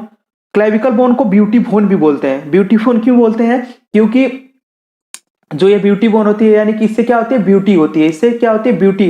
जैसे मान लीजिए, माने कि ब्यूटी बोन मेनली गर्ल्स के लिए यूज किया गया है, क्योंकि गर्ल्स में जो ये बोन होती है ना, इसकी वजह से क्या होती है, उसकी ब्यूटीनेस जो होती है वो बढ़ जाती है, इसलिए उसको हम क्या, ब्यूटी बोन के नाम से भी जानते हैं। ठीक है फ्रेंड्स। नेक्स्ट आगे हम बात करें स्केपुला, और इसकी वजह से ब्यूटी बोन इसके लिए भी बोला जाता है क्योंकि उसमें क्या होता है, गले में आप हार वगैरह जो लोग धारण करती हैं, पहनती हैं, उसकी वजह से उनकी ब्यूटी बढ़ जाती है, और उसी को याद रखने के लिए हम बस बोल देते हैं ब्यूटी बोन। तो आप लोग याद रखिएगा, क्लेविकल बोन को कॉलर बोन या ब्यूटी बोन भी बोलते हैं। नेक्स्ट बात करें scapula, is a large triangular flat bone situated in the dorsal part of the thorax between the second and 7th ribs. यानी कि स्केपुला जो होती है एक ट्रायंगुलर बोन होती है, और जो हमारी 2nd रिब्स और 7th रिब्स होती है उसी के बीच में उसका लोकेशन होता है। यानी कि जो आपकी 2nd रिब्स होगी और 7th रिब्स होगी, उसी के बीच का लोकेशन, जो पोस्टीरियर पीछे वाला पार्ट होगा, वहीं पे स्केपुला क्या होती है, प्रेजेंट होती है। ठीक है। ये एक प्रकार से ट्रायंगुलर बोन होती है। Scapula consist of the 3 structure, spine, acromion process and coracoid process. ये प्रोसेस आप लोगों को याद रखना है। आप लोग इंपॉर्टेंट पॉइंट ट्रिक कर लीजिएगा, क्योंकि कई बार क्वेश्चन पूछा गया है। यानी कि स्केपुला में स्पाइन, एक्रोमियन प्रोसेस और कैरोकॉइड प्रोसेस भी होता है। The acromion articulates with the acromion end of the clavicle forming the acromioclavicular joint. जो एक्रोमियन वाला पार्ट होता है वो हमारे क्लेविकल बोन को क्या करता है, ज्वाइन कराने का काम करता है। अभी मैंने आप लोगों को बताया ना कि क्लेविकल जो बोन होती है वो पोस्टीरियरली स्केपुला से जुड़ी हुई होती है, और पोस्टीरियरली स्केपुला के एक्रोमियन जो प्रोसेस होता है उसके साथ अटैच होती है हमारी क्लेविकल बोन, और वहां पे ज्वाइंट बनता है एक्रोमायोक्लेविकुलर ज्वाइंट। ठीक है फ्रेंड्स। तो आप लोग याद रखिएगा, एक्रोमियोक्लेविकुलर ज्वाइंट्स भी बोलते हैं। नेक्स्ट आगे हम बात करें, below the acromion process a depression called the glenoid cavity which articulates with the head of the humerus to the form the shoulder joint. और उसके नीचे जैसे ही आप जाएंगे, एक्रोमियन प्रोसेस होता है, उसके नीचे एक ग्लियोनाइड कैविटी होती है। एक कैविटी होती है जहां पे हमारा ह्यूमेरस होता है, यानी कि ह्यूमेरस यानी कि हाथ वाली जो बोन होती है ना, हाथ वाली बोन, यानी कि हाथ वाली जो बोन ह्यूमरस वाला पार्ट होता है, वो उसी के साथ ज्वाइंट हो जाता है और वहीं पे ज्वाइंट बना लेता है। ठीक है। आगे जब हम डिस्कस करेंगे ज्वाइंट्स के बारे में, उसमें भी आप लोगों को क्लियरिफाई हो जाएगा। तो चलिए आगे बात करते हैं function of pectoral girdle. The pectoral girdle attaches the upper limbs to the axial skeleton and provide attachment site for many muscles that moves the upper limbs। यानी कि जो पेक्टोरल गर्डल्स की जो बोन होती हैं वो क्या करती हैं, हमारे अपर लिम्स को ज्वाइन कराने का काम करती हैं। अपर लिम्स को ज्वाइन कराने का काम करती हैं और एक्सियल स्केलेटल को भी ज्वाइन कराने का काम करती है, और provide attachment site for the many muscles, और बहुत सारी मसल्स को अटैच कराने का काम भी कौन करता है, पेक्टोरल गर्डल कराता है। यानी कि आपकी जो पीठ वाला पार्ट है, यानी कि आप देखेंगे स्कैपुला वाले पार्ट पे भी मसल्स होती है। यानी कि वो मसल्स कैसे अटैच होती हैं, तो जो भी उसमें प्रोसेस निकला हुआ होता है उसी के थ्रू मसल्स होती हैं वो अटैच्ड होती है। नेक्स्ट अगर बात करें, the socket of the shoulder joint allow the upper limbs articulation and degree of mobility. यानी कि जो सॉकेट प्रेजेंट हुआ होता है एक्रोमियन प्रोसेस के नीचे ग्लियोनाइड कैविटी में, वही सॉकेट क्या कराता है, अपर लिम्ब में मूवमेंट यानी ह्यूमरस को ज्वाइंट कराने का काम करता है, जिससे हमारा हाथ जो होता है प्रॉपर मूवमेंट कर पाता है। ठीक है फ्रेंड्स। नेक्स्ट हम आगे बढ़ेंगे अपर लिम्स। पहला हमने पढ़ा था पेक्टोरल गर्डल, अब पढ़ेंगे अपर लिम्स। अपर लिम्स क्या होता है, तो each upper limbs consist 30 bones, it is the categorize into 3 parts. जो हमारा अपर लिम्स होता है उसमें टोटल 30 बोन्स होती है। अभी आप लोगों को बताया हमने, जो पेक्टोरल गर्डर होता है उसमें कितनी बोन्स होती है, तो उसमें कितनी बोन हो जाएंगी आप लोग बताइएगा। तो टोटल नंबर ऑफ बोन्स हो जाएगी 4। 4 कैसे होगी, 2 क्लेविकल बोन हो जाएगी और 2 स्कैपुला बोन हो जाएगी। Total number of bone consist in the pectoral girder is 4। ठीक है, 4 number of bone consist by the pectoral girder. कौन कौन सी होती है, तो 2 क्लेविकल्स बोन होती है और 2 स्कैपुला बोन होती है। ठीक, अब इसमें क्या होता है, 30 बोन्स हमारे अपर लिम्स जो 1 यानी कि ईच अपर लिम्ब, जैसे कि मान लीजिए एक हाथ की अगर हम बोन की बात करें तो उसमें 30 बोन होती है, तो हमारे 2 हैंड्स होते हैं ना, आप लोगों को पता है, आप लोगों के भी तो 2 ही हैंड्स होंगे, तो 2 हैंड्स है तो उसमें टोटल नंबर ऑफ बोन्स कितनी हो जाएगी, तो 60। तो टोटल अपर लिम्स बोन जो हो जाएगी वो कितनी हो जाएगी, 60 हो जाएगी। लेकिन अगर आपसे पूछा जाए ईच अपर लिम्ब कंटेंस, तो 30 बोन्स ही आंसर जाएगा, क्योंकि ईच लगा दिया यानी कि प्रत्येक अपर लिम्स में कितनी बोन पाई जाती है, तो 30 पाई जाती है। लेकिन आपको कंप्लीट पूछ लिया जाए अपर लिम्स में कितनी बोन पाई जाती है, तो आप आंसर देंगे 60। तो चलिए हम इसको याद बताते हैं। ये भी 3 पार्ट्स में डिवाइड किया गया है। पहला आता है आर्म्स, पहला होता है आर्म्स यानी कि जो ह्यूमरस वाला पार्ट होता है, यानी कि जो ऊपर वाला पार्ट होता है, यानी कि जहां पे आप लोगों को इंजेक्शंस लगते हैं, यानी कि जो भी आप लोगों को वैक्सीन लगी होगी ना, जहां पे मस्कुलर आप लोगों को वैक्सीन लगी होगी, उसकी बात कर रहे हैं हम। वो वाला पार्ट जो होता है उसे बोलते हैं आर्म। ठीक है, humerus is the sole bone of the arm, it is the proximal end articulate with the glenoid cavity of the scapula. यानी कि ह्यूमरस वाला जो पार्ट होता है वही इसमें केवल आर्म में ह्यूमरस बोन ही होती है, जो कि प्रोक्सिमली एंड पे यानी आर्टिकुलेट होती है किसके थ्रू, स्कैपुला के थ्रू। स्कैपुला में हमने बताया था ग्लेनोइड कैविटी होती है, उसी के साथ जुड़ता है ह्यूमरस। और humerus head consist of the lesser tubercles and just inferior to the lateral greater tubercle, it helps in the muscle attachment। याद रखिएगा आप लोग कि ह्यूमरस के नीचे एक लेजर ट्यूबरकल्स होता है, यानी ट्यूबरकल्स का मतलब एक उभार होता है। ठीक है, और इंफीरियर उसके नीचे पाएंगे तो उससे भी ज्यादा उभार होता है, यानी उससे ग्रेटर ट्यूबरकल्स होता है। It help in the muscle attachment, जो कि मसल अटैचमेंट में हेल्प करने का काम करते हैं। जो भी ये उभार होते हैं यानी कि वो मसल अटैचमेंट में हेल्प करते हैं। जो भी ट्यूबरकल होता है, यानी कि अगर आपसे पूछ लिया जाए ट्यूबरकल्स का काम क्या होता है, तो मसल अटैचमेंट कराने का काम होता है किसका, ट्यूबरकल्स का। V-shaped deltoids tuberosity are present in the midway that provide the rough attachment site for the deltoid muscle of the shoulder। यानी कि वी शेप्ड की एक, ये तो 2 ट्यूबरकल्स प्रेजेंट हुए थे, लेजर ट्यूबरकल्स और ग्रेटर ट्यूबरकल्स। इसके अलावा वी शेप्ड का एक उभार पाया जाता है, यानी कि उसे बोलते हैं डेल्टॉइड ट्यूबरोसिटी। याद रखिएगा, डेल्टॉइड टर्म भी कई बार पूछ लिया गया है एग्जाम में, ऑनलाइन एग्जाम में पूछ लिया गया है कि डेल्टॉइड टर्म्स जो है वो किससे रिलेटेड है, तो इसका आंसर जाएगा ह्यूमरस बोन से। याद रखिएगा आप लोग। तो वहां पे क्या होता है, एक वी शेप्ड की उभार होती है, वो भी क्या होती है, मसल अटैचमेंट का ही काम करती है। और वहां पे जो मसल्स अटैचमेंट होती है उसे बोलते हैं डेल्टॉइड मसल, और इंजेक्शन आप लोगों को उसी में लगाए जाते हैं। ठीक है, तो ये हो गया आपका आर्म वाला पार्ट। आर्म में कितनी बोन होती है, तो एक बोन होती है, कौन सी होती है, ह्यूमरस। अब नेक्स्ट बात करेंगे हम फोर आर्म। फोर आर्म मतलब आर्म के बाद, आर्म के बाद कौन होता है, फोर आर्म। फोर आर्म में क्या होता है, forearm consist of the 2 parallel bones radius and ulna, यानी कि 2 बोन्स होती है रेडियस और ulna. Their proximal end articulated with the humerus and distal end form joint with the bones of the wrist. तो इसका जो proximal वाला part होता है वो जुड़ा हुआ होता है ह्यूमरस वाले पार्ट से, यानी कि जो भी हमारा ह्यूमरस बोन है उससे अटैच होता है कौन, हमारा जो फोर आर्म वाली बोन होती है वो ह्यूमरस से जुड़ी हुई होती है, और जो लास्ट यानी डिस्टल वाला जो उसका पार्ट होता है वो जुड़ा हुआ होता है हमारे रिस्ट बोन से, यानी जो कलाई वाली बोन होती है उससे जुड़ा हुआ होता है।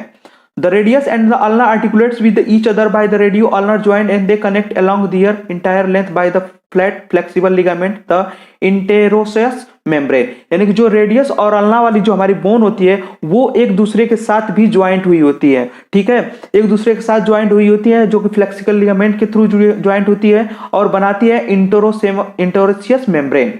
ठीक है, उसको क्या बोलते हैं, इंटरोसियस मेम्ब्रेन के थ्रू दोनों रेडियस और अल्ना दोनों क्या होती है, ज्वाइंट हुई होती है।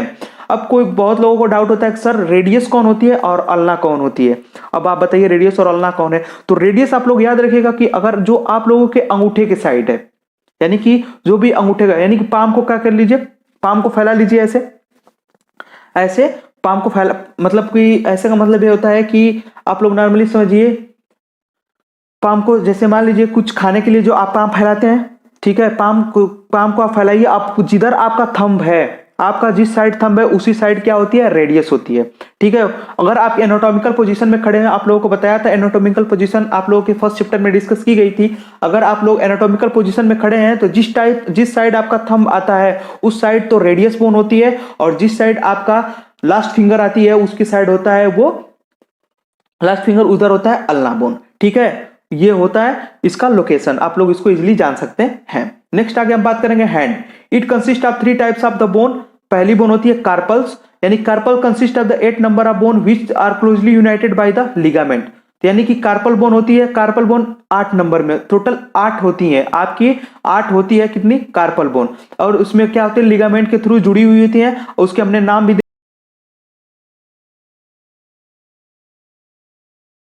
दे रखे हैं, स्केफोइड, ल्यूनेट, ट्रेक्वेट्रियम, पेसिफॉर्म। ये होती हैं, 4 होती हैं, एक साइड में होती है। 4 जो होती हैं वो रेडियस और अल्ना साइड की तरफ होती हैं, और ट्रेपेजियम, ट्रेपेजॉइड और कैपिटेट्स और हेमेट ये आपके मेटा कार्पल साइड की होती हैं। यानी कि ये आप लोगों को याद नहीं करना है, ये इंपॉर्टेंट इतना ज्यादा नहीं है, लेकिन आप लोग याद कर लेंगे तो बेटर ही होगा।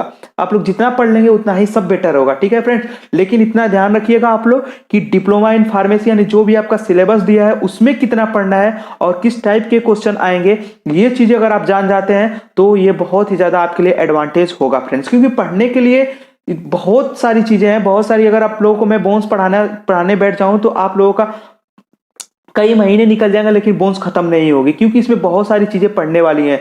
हाँ, इतना ही पढ़ाया, इसमें आप लोगों को बताया जा रहा है जितना आप लोगों के पॉइंट, जितना आप लोगों के सिलेबस के अकॉर्डिंग इंपॉर्टेंट है। मैंने कुछ चीजें एक्स्ट्रा भी ऐड कर दी है, क्योंकि हो सकता है आप लोगों का अगर ऑनलाइन एग्जाम हो जाए तो उससे भी क्वेश्चन उसमें बन सकते हैं, इसलिए मैंने बहुत सारे एक्स्ट्रा पॉइंट इसमें ऐड कर रखे हैं फ्रेंड्स। ठीक है, तो आप लोग एक बार एटलीस्ट कोशिश कीजिएगा कि आप लोग एक बार नोट्स को पढ़ लीजिएगा। ठीक है, बाकी आप लोग वीडियो देखेंगे तो इजीली समझ में ये आ जाएगा बोन्स, और आप लोग इसको बार बार लिख के कोशिश कीजिएगा पढ़ने की, तभी आप लोगों को ये बोन क्या होगा, रिवाइज हो पाएंगे और बोन इजीली याद हो पाएंगी। तो चलिए हम बात करते हैं नेक्स्ट मेटाकार्पल्स के बारे में। Metacarpals consist of the 5 bones. The base of the metacarpal articulate with the carpal and head articulated with the phalanges of the finger. यानी कि जो मेटाकार्पल बोन होती है वो जुड़ी हुई होती है पोस्टीरियर, यानी पीछे वो जुड़ी हुई होती है कार्पल बोन्स के साथ, और आगे जो हमारा फेलेंजेस यानी कि जिसे हम उंगली बोलते हैं, फेलेंजेस यानी कि फिंगर बोलते हैं, उसके साथ जुड़ी हुई होती है कौन, मेटाकार्पल बोन। तो फेलेंजेस की बात करें, phalanges consist of 14 bones except for the thumb. Each finger has 3 phalanges, distal, middle and proximal. The thumb has no middle phalanges। यानी कि बात करें phalanges आपकी टोटल बोन्स कितनी होती हैं, तो 14 phalanges बोन होती हैं। अब मेटाकार्पल आप लोगों को मैंने बताया 5 होती है, phalanges जो होती है वो 14 बोन होती है, 14 बोन होती है। यानी कि जो एक उंगली आपकी होती है उसमें 3 बोन होती है। ठीक है, जो एक उंगली होती है आप लोगों की 3 बोन होगी। तो आप कहेंगे सर हमारे हाथों में तो 5 उंगली होती है, तो 5 यानी कि 5 3 से 15 यानी कि टोटल 15 बोन होनी चाहिए, लेकिन ऐसा नहीं होता है, क्योंकि जो आपका थंब वाला पार्ट होता है उसमें केवल 2 ही बोन होती हैं। ठीक है, और वो 3 बोन कौन कौन से होते हैं, डिस्टल, मिडिल एंड प्रोक्सिमल। यानी कि ईच फिंगर में डिस्टल, मिडिल एंड प्रोक्सिमल होता है, लेकिन आपके थंब वाले पार्ट में मिडिल phalanges नहीं होती है, यानी कि उसमें डिजिटल और प्रोक्सिमल ही होता है। तो याद रखिएगा आप लोग को phalanges 14 होती है, मेटाकार्पल्स जो होता है 5 होता है, कार्पल्स जो होता है 8 होता है। तो चलिए फ्रेंड्स आगे बढ़ते हैं हम। पेल्विक गर्डल, पहले अभी हमने पेक्टोरल गर्डल, अपर लिम्स के बारे में पढ़ लिया, अब हम पढ़ेंगे पेल्विक गर्डल और उसके बाद लोअर लिम्स के बारे में। पेल्विक गर्डल्स क्या होता है, pelvic girdles consist of the irregularly shaped three separated bone during the childhood, the ilium, ischium and pubis। यानी कि जब चाइल्ड बर्थ होता है तो उस टाइम जो pelvic girdle हमारा होता है वो 3 बोन से मिलकर बना हुआ होता है, उसमें नाम दिया गया है इलियम, इस्चियम एंड प्यूबिस। आप लोग नाम याद रखिएगा क्योंकि कई बार इससे भी क्वेश्चन आ जाते हैं, इलियम, इस्चियम और प्यूबिस से बहुत बार क्वेश्चन पूछा गया है फ्रेंड्स, इसलिए इसको भी आप लोग याद रखिएगा। In adults these bone are firmly fused and their boundaries are indistinguishable. यानी कि एडल्ट होने पे ये जो बोन होती है वो एक साथ क्या हो जाती है, फ्यूज हो जाती है और इनडिस्टिंग्विशेबल हो, यानी कि इसको हम पहचान नहीं सकते हैं। ठीक है, यानी कि ये सिंगल बोन में क्या हो जाती है, कवर हो जाती है। ठीक है, ये होता है एडल्ट पे। नेक्स्ट अगर सबसे पहले हम बात करें इलियम की, the ilium is a large flaring bone that forms the superior region of the hip bone. यानी कि जो भी हमारा हिप वाला पार्ट होता है उसके जो ऊपर वाला पार्ट होता है वो इलियम के थ्रू बनता है, और the broad posterior lateral surface of the ilium, the gluteal surface is cross to 3 ridges, posterior, anterior and inferior gluteal line to the gluteal muscle attachment. और जो इलियम होता है, इलियम पे क्या होता है, 3 लाइंस होती है, 3 रिज प्रेजेंट होती है, पोस्टीरियर, एंटीरियर और इंफीरियर। 3 लाइंस प्रेजेंट होती है, यानी कि 3 उभार प्रेजेंट होते हैं जिसपे कि हमारा ग्लूटियल मसल्स अटैच होता है। ग्लूटियल मसल तो आप लोग को जानते ही होंगे, लार्ज मसल्स होती है जहां पे इंजेक्शन वगैरह लगाए जाते हैं, यानी कि जो हिप वाला पार्ट पे जो इंजेक्शन लगाया जाता है वो किसमें होता है, तो ये ग्लूटियल मसल्स ही होती हैं जहां पे उसको लगाया जाता है। तो ग्लूटियल मसल्स होती है, अटैच किससे हुई होती है, तो इलियम्स बोन के थ्रू ही अटैच हुई होती है। नेक्स्ट आगे हम बात करें ischium. It is the general L shaped or arc shaped bone. It has the thicker superior body adjoining the ilium and thinner inferior ramus. The ramus join the pubis anteriorly. ठीक है, इसमें क्या होता है, एल शेप्ड बोन होती है और it is thicker superior body adjoining the, ये इलियम के साथ ज्वाइंट होती है, ये इलियम के साथ ज्वाइंट होती है तो ये थिक एक कवरिंग बनाती है, उसी के साथ क्या होती है, ज्वाइंट हो जाती है। और एक इंफीरियर, और जो आगे वाला पार्ट होता है, एक तो हो गया सुपीरियर ऊपर से और नीचे, इंफीरियर का मतलब नीचे वाले पार्ट से, यानी कि जो ऊपर से वो जुड़ी हुई होती है तो वो इस्चियम के साथ जुड़, यानी कि इस्चियम जो होती है ऊपर से इलियम के साथ जुड़ जाती है, यानी कि थिक लेयर बना के।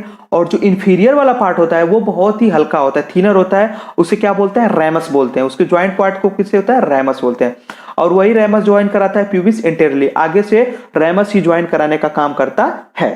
नेक्स्ट अगर हम बात करें pubis, it forms the anterior portion of the hip bones, यानी कि ये हमारा जो आगे वाला हिप पार्ट का आगे वाला पोर्शन होता है वो प्यूबिस बोन का बना हुआ होता है। It is V shaped bone, और ये कैसा होता है, वी शेप्ड की बोन होती है। The body of the 2 pubis bone are joined by the fibrocartilage disc forming the middle pubis symphysis joint, यानी कि जो हमारी जो 2 प्यूबिस बोन होती है वो भी एक दूसरे के साथ आर्टिकुलेट होती है और उसी को क्या बोलते हैं, प्यूबिक सिम्फेसिस भी बोलते हैं, प्यूबिक सिम्फेसिस बोलते हैं। और प्यूबिक सिम्फेसिस का वो क्या होता है, फ्लेक्सिबल होता है, ठीक है, वो फाइब्रोकार्टिलेज का होता है, वो फ्लेक्सिबल होता है। फ्लेक्सिबल नेचर होने के कारण उसका बहुत ज्यादा हेल्प मिलता है ड्यूरिंग द डिलीवरी, ठीक है, यही बोलते हैं प्यूबिक सिम्फेसिस। ये हो गई 3 बोन, इलियम, इस्चियम और प्यूबिस, यानी कि अब क्या हो गई, ये इसके टोटल नंबर ऑफ बोन्स कितनी हो जाएंगी, 6, ठीक है, ये हो जाएंगी टोटल 6 हो जाती हैं, ठीक है, 6 होती हैं, लेकिन फ्यूज होकर क्या बना लेती हैं, एक ही बना लेती हैं, ठीक है, ये एक ही बन जाती है, ilium, ischium and pubis. Next आगे हम बढ़ते हैं, the lower limb bone. The lower limb bone, each lower limb consist of the 30 bones, it is divided into 3 segment, यानी कि जो हमारा लोअर लिम्स होता है वो 30 बोन से मिलकर बना होता है, यानी ईच लोअर लिम्स जो होता है 30 बोन से मिलकर बना होता है। अगर आपका पूरा टोटल लोअर लिम्स बोला जाए कितनी बोन से मिलकर बना हुआ है तो आप आंसर देंगे 60, ठीक है। तो उसमें भी 3 पार्ट्स आते हैं, एक आता है थाई वाला पार्ट, थाई वाला पार्ट यानी कि जैसे उसमें आर्म पड़ा था, आर्म, फोर आर्म, उसके पास पड़ा था हैंड, इसमें भी पढ़ेंगे हम Thai. The femur is the sole bone of the thigh. It is the longest, largest bone of the body. Its length is the roughly 1/4 of the person height. इसमें क्या होता है, एक फीमर बोन होती है, सबसे लॉन्गेस्ट और largest bone होती है बॉडी की, और वही प्रेजेंट होती है, और ये लार्जली यानी कि 1/4, यानी आपकी जितनी हाइट है उसका 1/4 पार्ट इतनी लंबी हुई होती है, ठीक है, ठीक है। अगर मान लीजिए आपकी अगर कुछ भी मान लीजिए, आप अपनी हाइट मान लीजिए, उसका 1/4 निकाल लीजिए तो वो आपकी बोन उतनी, थाई बोन उतनी ही लंबी होगी। Proximally the femur articulate with the hip bone, the ball like head of the femur head small central pit called the fovea capitis, यानी कि जो प्रोक्सिमली यानी कि जो हमारी फीमर बोन होती है वो तो पहली बात की हमारा जो पेल्विक गर्डल होता है उस पर एक प्रेजेंट होती है कैविटी, उसमें जाके फिट होती है, ठीक है, उसके साथ क्या करती है, ज्वाइंट कराने का काम करती है, उसी का बोलते हैं। और उसके ऊपर जो हमारा जो फीमर बोन का जो आर्टिकुलेटिंग सरफेस होता है उस पे एक गड्ढा पाया जाता है जिसको हम क्या बोलते हैं, फोबिया कैपिटिस। तो मेन आप लोगों को याद रखना है फोबिया कैपिटिस किसका पार्ट है, तो पार्ट है किसका, यानी कि फीमर का, ठीक है, वो फीमर का है। This thigh consist of the lateral greater trochanter and the posterior medial lesser trochanter. उसी प्रकार से ट्यूबरकल आप लोगों ने पढ़ा था किसमें, उसमें ह्यूमरस में, इसमें क्या था, ट्रोंकेंटर है, एक ग्रेटर ट्रोंकेंटर होता है, एक लोजर ट्रोंकेंटर होता है। इसका काम क्या होता है, मसल अटैचमेंट कराने का। This projection serve as the site of attachment of the thigh muscle, यानी कि थाई मसल्स को अटैचमेंट कराने का काम कौन करता है, तो यही ट्रोंकेंटर्स काम करते हैं मसल अटैचमेंट कराने का। नोट पॉइंट लग रहा है, ये भी बहुत इंपॉर्टेंट हो जाता है, जब भी नोट पॉइंट आ जाए आप लोग समझ लीजिए कि ये बहुत ही ज्यादा इंपॉर्टेंट पॉइंट है। तो चलिए इसके बारे में भी हम डिस्कस कर लेते हैं। The patella is the cup shaped bone enclosed in the tendon that secures the anterior thigh muscles to the tibia, यानी कि ये पटेला एक कप शेप्ड बोन होती है, एक कप शेप्ड बोन होती है जिसे क्या बोलते हैं, नॉर्मली आप लोग क्या बोलते हैं, नॉर्मली भाषा में आप लोग बोलते हैं चक्की, चक्की भी बोल देते हैं, बहुत लोग बोलते हैं कि दो बोन को जोड़ने की जो ये बीच में होती है चक्की, उसी को चक्की बोलते हैं। वो चक्की नहीं होती है, बेसिकली वो होता है पटेला बोन। ठीक है, वो पटेला बोन होती है, वो कप शेप्ड बोन होती है। और ये क्या करती है, थाई वाली जो बोन होती है, थाई बोन का नहीं मतलब फीमर, और जो हमारा उसके नीचे वाला पार्ट होता है टिबिया और फिबुला पार्ट, उसको ज्वाइंट कराने का काम करता है। It protect the knee joint anteriorly and improve the leverage of the thigh muscles acting across the knee. और ये क्या करती है, जो नी होता है यानी कि जो भी हमारा घुटना वाला ज्वाइंट बनता है, घुटना बनता है ज्वाइंट, वहां पे मसल अटैचमेंट कराने का काम भी कौन करता है, तो पटेला बोन ही करती है। ठीक है फ्रेंड्स, तो ये भी होता है एक बोन। नंबर ऑफ बोन्स में इसकी एक होती है। अगर दोनों पैरों में बात करें तो टोटल 2 नंबर ऑफ बोन्स हो जाएगी। नेक्स्ट लेग की बात करें, the leg consists of the 2 parallel bones tibia and fibula. These bones are connected with each other by the help of the interosseous membrane. यानी कि टिबिया और fibula भी एक साथ जुड़े हुए होते हैं। वो किसके थ्रू होती है, तो इंटरोसियस मेम्ब्रेन के थ्रू दोनों जुड़े हुए होते हैं। Proximally tibia attach to the femur bone and distally जाएगी। नेक्स्ट लेग की बात करें, the leg consists of the 2 parallel bones tibia and fibula. These bones are connected with each other by the help of the interosseous membrane. यानी कि tibia और fibula भी एक साथ जुड़े हुए होते हैं। वो किसके थ्रू होती है, तो इंटरोसियस मेम्ब्रेन के थ्रू दोनों जुड़े हुए होते हैं। Proximally tibia attach to the femur bone and distally talus bone of the foot of the ankle. यानी कि टिबिया ही होती है जो कि प्रॉक्सिमली जुड़ी हुई होती है किसके साथ, टिबिया जुड़ी होती है प्रॉक्सिमली हमारे फीमर के साथ, और डिस्टली जुड़ी हुई होती है जो हमारा एंकल होता है, एंकल वाला पार्ट होता है, यानी कि जो फुट में पढ़ेंगे आप, अभी फुट पढ़ाएंगे आप लोगों को, उसमें जो एंकल होता है उसके साथ जुड़ी हुई होती है। उसमें कौन सी बोन होती है, टेलस। उस टेलस बोन के साथ कौन जुड़ा होता है, टिबिया जुड़ा हुआ होता है। ठीक है फ्रेंड्स, तो ये हो गया यहां तक लेग वाला पार्ट। ठीक है, अब आप लोगों से पूछेगा कोई कि टिबिया कौन सी होती है, फिबुला कौन सी होती है, तो आप कंफ्यूज हो जाएंगे। कंफ्यूज होने की जरूरत कोई नहीं है फ्रेंड्स। जो आपके थंब वाले पार्ट की तरफ होती है जो भी बोन है, उसे हम बोलेंगे टिबिया, और उसके अदर साइड वाली जो बोन होगी उसे हम क्या बोलेंगे, फेब्यूला। ठीक है, ये इसका क्या हो गया, एग्जैक्ट लोकेशन हो गया, आप इजिली उसको बता सकते हैं। तो चलिए नेक्स्ट आगे हम बात करेंगे फुट के बारे में। It consist of the 3 bones, tarsals, metatarsal और फेलेंजेस। ठीक है, it consist of the 7 bones that forms the posteriorly half of the foot. Body weight is carried primarily by the 2 largest posterior tarsal. यानी जो tarsal bone होती है वो कितने number of bones होती है, 7। याद रखिएगा आप लोगों ने पढ़ा था अपर लिम्ब में कार्पल में 8 बोन थी, लेकिन यहाँ पे टार्सल है, टार्सल में कितनी बोन है, टोटल 7 बोन्स होती है। ठीक है, 7 बोन्स होती है, जो कि जिसका जो टार्सल्स वाला यानी कि जो टार्सल्स वाला पार्ट होता है वो अटैच करता है टिबिया के through. Body weight is carried primarily by the 2 largest posterior tarsal. यानी कि टार्सल बोन में जो कि 2 बोन्स टार्सल्स होती हैं उसको ज्वाइंट कराने का, यानी कि वो लार्जेस्ट होती है, वही हमारे वेट को पूरा वियर करने का काम करती है, यानी कि वही जोड़ने का काम करती है किसको, टिबिया को। यानी कि जो टार्सल बोन होती है उसमें जो टिबिया अटैच होता है वो 2 टार्सल बोन जो होता है उसी के साथ ज्वाइंट होता है। Total number of tarsal bone 7 होता है। याद रखिएगा आप लोग, टोटल टार्सल बोन कितना होता है, 7 होता है ईच लोअर लिम्ब में। ठीक है, मेटाटार्सल की अगर बात करें, the metatarsals consist of the 5 small bones called the metatarsal. तो मेटाटार्सल कितना होता है, 5 होता है। और first metatarsal which play a important role in the supporting the body weight. और जो हमारा पूरा बॉडी वेट होता है वो किस बोन पे डिपेंड करता है, मेटाटार्सल के। तो जो फर्स्ट बोन होती है मेटाटार्सल की, उसी बोन पे डिपेंड करता है हमारा पूरा वेट। ठीक है, नेक्स्ट बात करें phalanges। 14 phalanges of the toes are present in the foot. These are the 3 phalanges in each digit except for the great toe in helix. The helix has only 2 proximal and distal।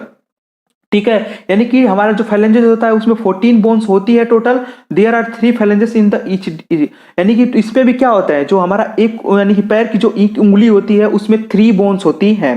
ठीक है, 3 bones होती है, लेकिन जो हमारा अंगूठा वाला part होता है उसे क्या बोलते हैं, हेलिक्स बोलते हैं। हेलिक्स जो होता है उसको हम केवल 2 ही बोन कंसीडर करते हैं। आपने ऊपर भी देखा था अपर लिम्स में भी टोटल आपने अंगूठे और थंब में कितने 2 ही बोन्स कंसीडर किया था, और लास्ट में भी आप इसको 2 ही बोन कंसीडर करेंगे। ठीक है, यहां तक हमने पढ़ लिया total number of bones. 126 bone किसमें थी, अपेंडिकुलर बोन में। अपेंडिकुलर बोन में आप लोगों ने टोटल 126 बोन पढ़ा। कैसे, तो सबसे पहले हम बात करेंगे उसको बारे में, आप रिवाइज कर लेते हैं एक बार। चलिए रिवाइज करते हैं हम। तो सबसे पहले हमने पढ़ा था कौन सा, सबसे पहले हमने पढ़ा था पेक्टोरल गर्डर। जब हमने पेक्टोरल गर्डर पढ़ा था तो पेक्टोरल गर्डर में टोटल नंबर ऑफ बोन 4। ठीक है, उसके बाद हमने आया अपर लिम्स। अपर लिम्स में ईच अपर लिम्स में था 30, तो अब दोनों अपर लिम्स मिलाएंगे तो हो जाएगा 60। ठीक, ये भी खत्म हो गया। नेक्स्ट अगर हम बात करेंगे, आते हैं पेक्टोरल गर्डर। तो पेक्टोरल गर्डर में 4 पढ़ लिया हमने, अपर लिम्ब में 60 बोन पढ़ ली। अब लोअर आएंगे यानी कि पेल्विक गर्डर में आएंगे, तो पेल्विक गर्डर में टोटल 2 बोन्स हो गई, वो हो गई 2 बोन्स। अब उसके बाद नीचे आएंगे लोअर लिम्ब में, तो लोअर लिम्ब में टोटल 60 बोन, यानी कि 60 + 60 120, 4 pelvic girder sorry pectoral girder तो 124 और 2 पेल्विक गर्डर यानी कि 126 नंबर ऑफ बोन्स आप लोगों ने पूरा कंप्लीट कर लिया है। यहां तक हमने एक्सियल और एपेंडिकुलर बोन को कंप्लीट कर लिया है। नेक्स्ट आगे हम बात करेंगे मूवमेंट्स के बारे में, कौन कौन सी मूवमेंट्स होती है और कौन कौन से ज्वाइंट्स पाए जाते हैं और डिसऑर्डर कौन कौन से होते हैं, इसके बारे में हम पढ़ रहे हैं। चलिए ध्यान से देखिएगा, आप लोग बोर मत होइएगा, आप लोग इसको पढ़िएगा क्योंकि इंपॉर्टेंट है, इससे क्वेश्चंस बनते हैं। ठीक है फ्रेंड्स, तो इसलिए आप लोग बोर मत होइएगा, आप लोग इसको पढ़िएगा। Movement is the characteristic feature of the living organism by the movement of the limb, jaw, eyelids, tongue, etc. Human being performing the walking, running, climbing, flying, swimming, locomotion. Movement characteristic feature होता है किसी भी living organism का। कोई भी living organism है वो movement करेगा, मूवमेंट करना ही उसका कराता है कैरेक्टरिस्टिक फीचर। आप कहेंगे सर प्लांट तो मूवमेंट नहीं करता, लेकिन प्लांट मूवमेंट नहीं करता, लेकिन प्लांट के अंदर जो भी उसका न्यूट्रिएंट मटेरियल होता है वो मूवमेंट करता है।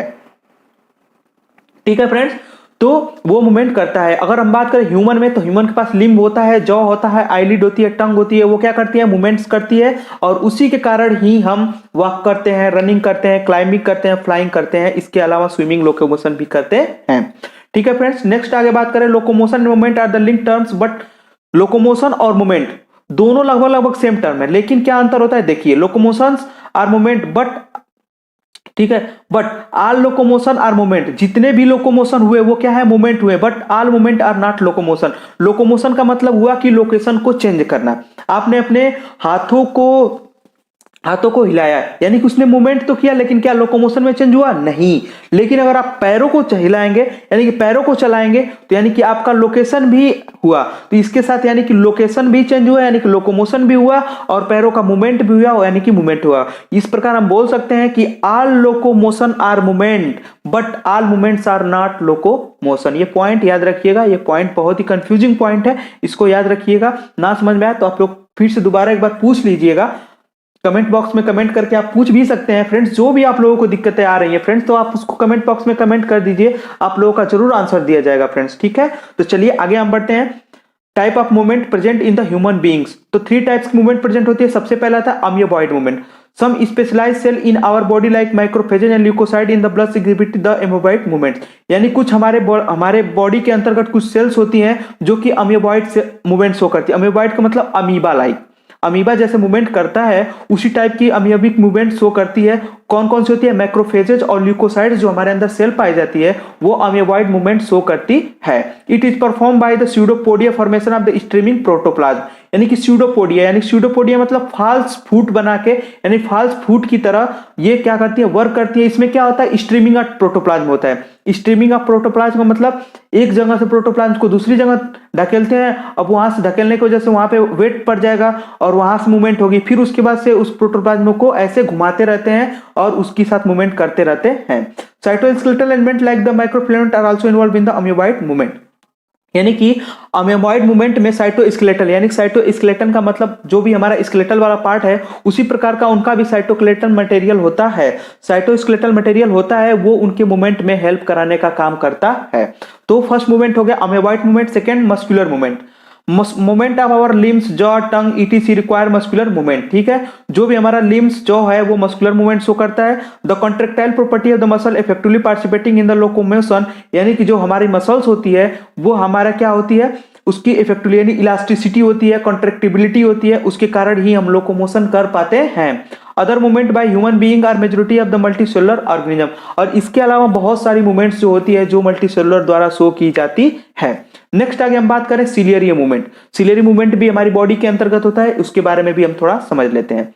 Ciliary movements occur in the most of the our internal tubular organ which are lined by the ciliated epithelium, यानी कि हमारी बॉडी के अंतर्गत बहुत जगह सिलियरी मूवमेंट होता है और वो कहाँ पे होता है, मेनली हॉलो ऑर्गन्स जो होते हैं। हॉलो ऑर्गन्स जो होते हैं अभी नीचे मैं आप लोगों को बताऊंगा, जो भी हमारा ट्यूबुलर हॉलो ऑर्गन्स होता है उसमें सिलियरी मूवमेंट होता है और वहां पे सिलिएटेड एपिथेलियम लगी हुई होती है। जब आप लोगों ने सेकेंड चैप्टर पढ़ा होगा एपिथेलियम का, उसमें भी हमने इसके बारे में डिस्कस किया था। आप लोगों को वीडियो के लास्ट में आप लोगों को उसका डिस्क्रिप्शन में लिंक को मेंशन कर दिया जाएगा, आप वहां से डायरेक्ट पीछे जो वीडियो बनाए हैं यानी कि जो भी लेक्चर्स कंप्लीट हुए हैं उसको भी आप इजीली उसको देख सकते हैं फ्रेंड्स। तो चलिए बात करते हैं the coordinated movement of the cilia and trachea help in the removing the dust particle.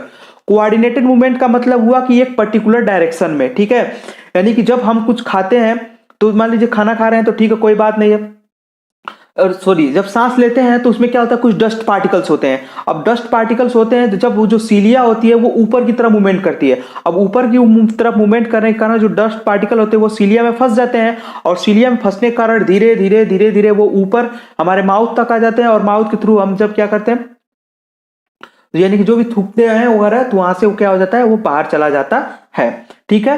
Passage of the ova through the female reproductive tract and also facilitated by the ciliary movement, यानी कि जो ova होता है यानी कि during the जब menstrual cycle जब complete हो जाती है उसके जब ओवा यानी एग जब रिलीज होता है हमारी बॉडी से यानी कि फीमेल बॉडी से जब एग रिलीज होता है तो वो किसके थ्रू रिप्रोडक्टिव ट्रैक्ट में जाता है, रिप्रोडक्टिव ट्रैक्ट में कैसे जाता है, तो वो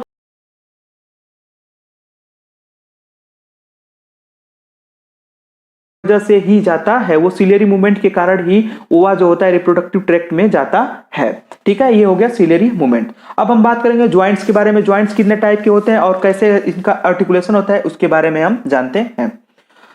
the study of joint is called arthrology, यानी ज्वाइंट की स्टडी को हम एंथ्रोलॉजी बोलते हैं, बहुत ही ज्यादा इंपॉर्टेंट है, आप लोग नोट मार्क कर लीजिएगा। Replacing disease joint with the artificial joint is called arthroplasty, यानी कि जब हम किसी भी डिजीज ज्वाइंट को हटा के उसको रिप्लेसमेंट करते हैं आर्टिफिशियल से तो उसे हम क्या बोलते हैं, एंथ्रोप्लास्टी भी बोलते हैं। नेक्स्ट आगे हम बात करेंगे joint are the point of the contact between the bones of the between the bone and cartilage, यानी ज्वाइंट क्या होता है, बोन और बोन के बीच का भी ज्वाइंट हो सकता है और बोन और कार्टिलेज के बीच का भी ज्वाइंट हो सकता है। Force generated by the muscles are used to carry out movement through the joint, जो भी फोर्स हम अप्लाई करते हैं यानी कि जब हम मूवमेंट करते हैं तो एक फोर्स लगाते हैं और उस फोर्स को कौन बियर करता है, तो ज्वाइंट के कारण ही हम उस फोर्स को लगा पाते हैं। अगर ज्वाइंट ना हो तो फोर्स के कारण जो हमारी हड्डियां होंगी वो टूट टूट के चूर चूर हो जाएंगी, ठीक है, ये होता है। Where the joint act as the fulcrum, यानी कि एक तरह से फल्क्रम का मतलब होता है बहुत ही विशिष्ट का वर्क होता है, ज्वाइंट का एक फल्क्रम बहुत ही विशिष्ट वर्क होता है।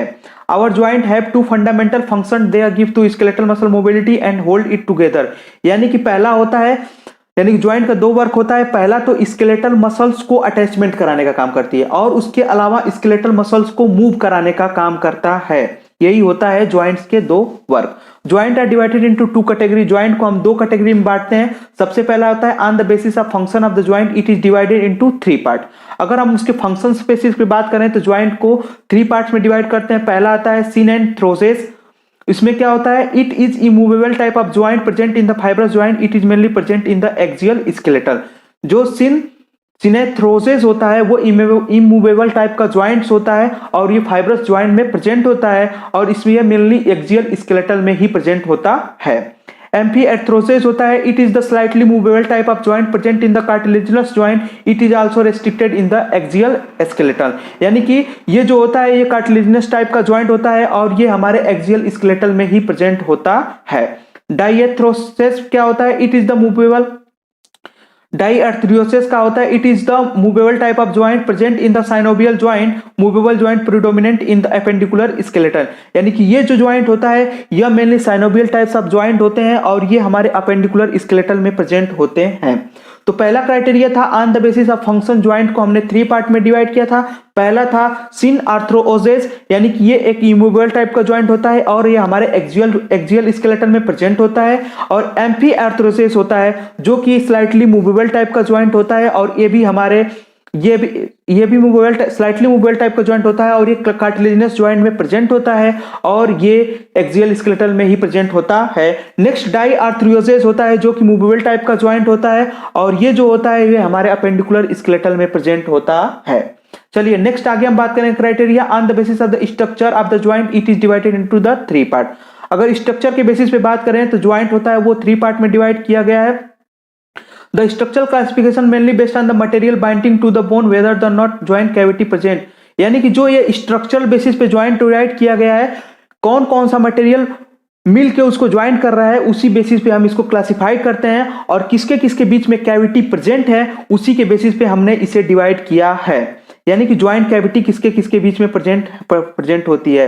तो इसमें थ्री टाइप्स के ज्वाइंट प्रेजेंट होते हैं, जिसमें एक होता है फाइब्रस ज्वाइंट, दूसरा होता है साइनोवियल ज्वाइंट और तीसरा होता है कार्टिलेजिनस ज्वाइंट। जिसमें साइनोवियल ज्वाइंट होता है उसी में केवल कैविटी प्रेजेंट होती है। तो उसको हम आगे देखेंगे तो आप लोगों को समझ में आ जाएगा। तो सबसे पहले हम बात करेंगे fibrous joint. In this joint bones are joint by the collagenous fibre connective tissue and do not allow any movement. यानी कि फाइब्रस ज्वाइंट जो होता है वो कोलिजिनस टाइप के कनेक्टिव टिश्यू से मिलकर बना होता है और इसमें किसी भी प्रकार की मूवमेंट शो नहीं होती है। ये थ्री जगह प्रेजेंट होता है। सूचर्स यानी कि जो हमारे ब्रेन में जो सूचर्स प्रेजेंट हुए होते हैं उसमें प्रेजेंट होता है, वो भी कोई मूवमेंट नहीं करता है।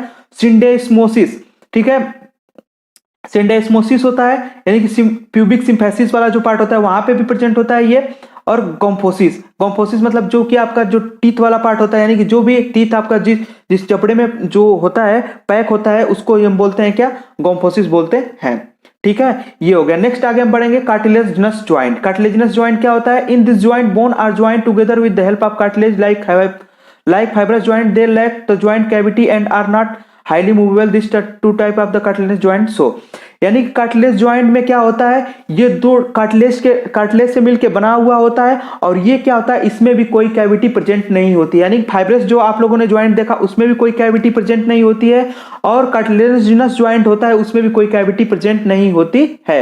इसको भी हम टू पार्ट्स में डिवाइड करते हैं। पहला आता है सिनकॉन्ड्रोओसस यानी the hyaline cartilage plate are joint the bone to each other. यानी इसमें हाइलिन कार्टिलेज होता है जो एक बोन को दूसरे बोन से ज्वाइंट कराने का काम करता है और इसका एग्जांपल है joint between the costal cartilage of the first ribs and the manubrium. यानी कि जो भी हमारा स्टर्नम का मैनुब्रियम वाला पार्ट होता है और रिब्स वाला पार्ट जो अटैच हुआ होता है वो होता है सिनकॉन्ड्रोओसस टाइप का ज्वाइंट बनाता है। नेक्स्ट आता है सिम्फाइसियस। एग्जांपल इसका है joint between the adjacent vertebrae in the vertebral column. यानी कि जो भी हमारा वर्टिब्रल कॉलम होता है उसके बीच में जो एक वर्टिब्री दूसरी वर्टिब्री से जो जुड़ी हुई होती है वो भी कार्टिलेजिनस टाइप का ज्वाइंट होता है और उसे बोलते हैं symphysis, pubic symphysis of pelvis. यानी कि जो प्यूबिक सिम्फेसिस होता है वो भी एक टाइप का कार्टिलेजिनस टाइप का ही ज्वाइंट होता है। ठीक है फ्रेंड्स, नेक्स्ट हम आगे बढ़ेंगे। साइनोवियल टाइप का ज्वाइंट क्या होता है?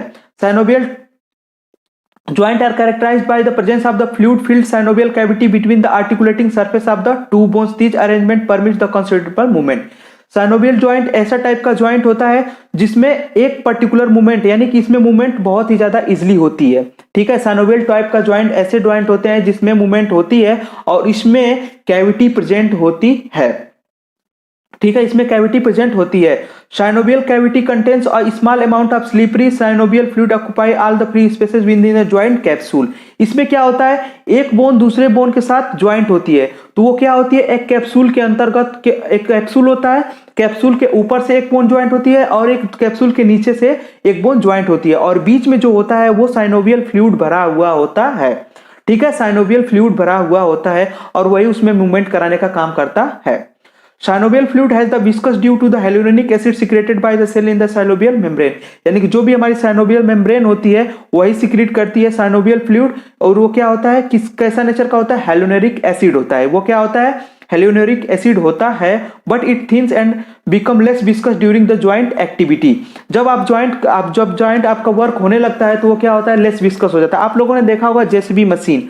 ठीक है, जेसीबी मशीन बेसिकली किस पे, प्रेशर पे काम करती है। तो उसका जो भी ज्वाइंट वाला पार्ट होता है यानी कि जो भी प्रेशराइज करने वाला वर्क काम होता है वहां पे क्या डाला होता है, वहां पे क्या होता है, ऑयल का प्रेजेंट होता है और वो ऑयल क्या करता है, ऑयल का काम होता है क्या, उसको स्लिपरी बनाना। ठीक है, स्लिपरी बनाना यानी कि ज्वाइंट को स्लिपरी बनाना। उसी प्रकार हमारी बोन्स में भी होता है, जब दो बोन्स ज्वाइंट होती हैं, जब कैप्सूल होता है उनके बीच में तो उसके बीच में फ्लूइड भरा होता है साइनोवियल फ्लूइड और वो साइनोवियल फ्लूइड क्या करता है, दो बोन्स को एक दूसरे के रगड़ से बचाता है और मूवमेंट को प्रोवाइड कराता है। यानी कि जो कंसिडरेबल मूवमेंट हमें करानी होती है वो कराने का काम करता है। यानी याद रखिएगा आप लोग कि फाइब्रस ज्वाइंट में कोई कैविटी नहीं होती है, कार्टिलेजिनस ज्वाइंट उसमें भी कोई कैविटी नहीं होती है, लेकिन जो साइनोवियल ज्वाइंट होती है उसमें कोई कैविटी होती है और उसमें ही साइनोवियल फ्लूइड भरा हुआ होता है और उसमें सबसे ज्यादा मूवमेंट किसमें होती है, साइनोवियल ज्वाइंट में ही होती है। ठीक है फ्रेंड्स, नेक्स्ट हम आगे बढ़ेंगे। On the basis of the movement synovial joints are classified into many parts, ball and socket joint. इसमें भी फर्दर साइनोवियल ज्वाइंट को भी डिवाइड किया गया है। Ball and socket joint, the head of one ball and socket joint, the head of one bone is ball shaped and articulated with the cup shaped socket of the another bones. यानी इसमें क्या होता है, एक जो bone होती है वो क्या बनाती है, सॉकेट बनाती है, और दूसरी बोन का जो हेड होता है उसमें फिट हो जाता है, और उसी को हम क्या बोल देते हैं, बॉल एंड सॉकेट टाइप का ज्वाइंट बोल देते हैं। और इसमें क्या होता है, वाइड रेंज ऑफ मूवमेंट होती है, यानी कि जिस टाइप का आप मूवमेंट चाहते हैं उस टाइप का मूवमेंट करा सकते हैं। Between humerus and pectoral girdle, यानी जो आपका ह्यूमरस वाला पार्ट होता है, यानी कि ह्यूमरस जो हैंड वाला में ह्यूमरस जो बोन होती है वो पेक्टोरल गर्डल से जो ज्वाइंट होती है उसी बोलते हैं। Between femur and pelvic girdle, जो आपकी फीमर और पेल्विक गर्डल होता है उसमें भी ज्वाइंट करने का काम करता है। नेक्स्ट बात करें hinge joint. The articulating end of the bone fit together like the hinge on the door and movement is there for restricted flexion and extension। Hinge joint में क्या होता है, एक प्रकार से जो हिंज आप लोगों ने डोर का देखा, दरवाजा देखा होगा आप लोगों ने, तो दरवाजे में क्या होता है, एक सपोर्ट के थ्रू दरवाजा बंद होता है खुलता है, उसी प्रकार से ये हिंज ज्वाइंट होता है हमारी बॉडी में। एक पर्टिकुलर ही क्या होती है, मूवमेंट होती है, इसमें फ्लेक्शन होता है और एक्सटेंशन होता है, बस ये दो टाइप की मूवमेंट होती ही है इसमें। इसका एग्जांपल है knee joint, elbow joint, ankle joint और इंटरफैलेंजियल ज्वाइंट इसका एग्जांपल होता है। एग्जांपल आप लोगों को याद रखने हैं, इंपॉर्टेंट है, क्योंकि एग्जांपल से लेके भी कई बार क्वेश्चन पूछ लिए जाते हैं, इसलिए इंपॉर्टेंट है कौन सा एग्जांपल, ये सारे एग्जांपल। नेक्स्ट बात करें gliding joint. The articular surface are the flat are very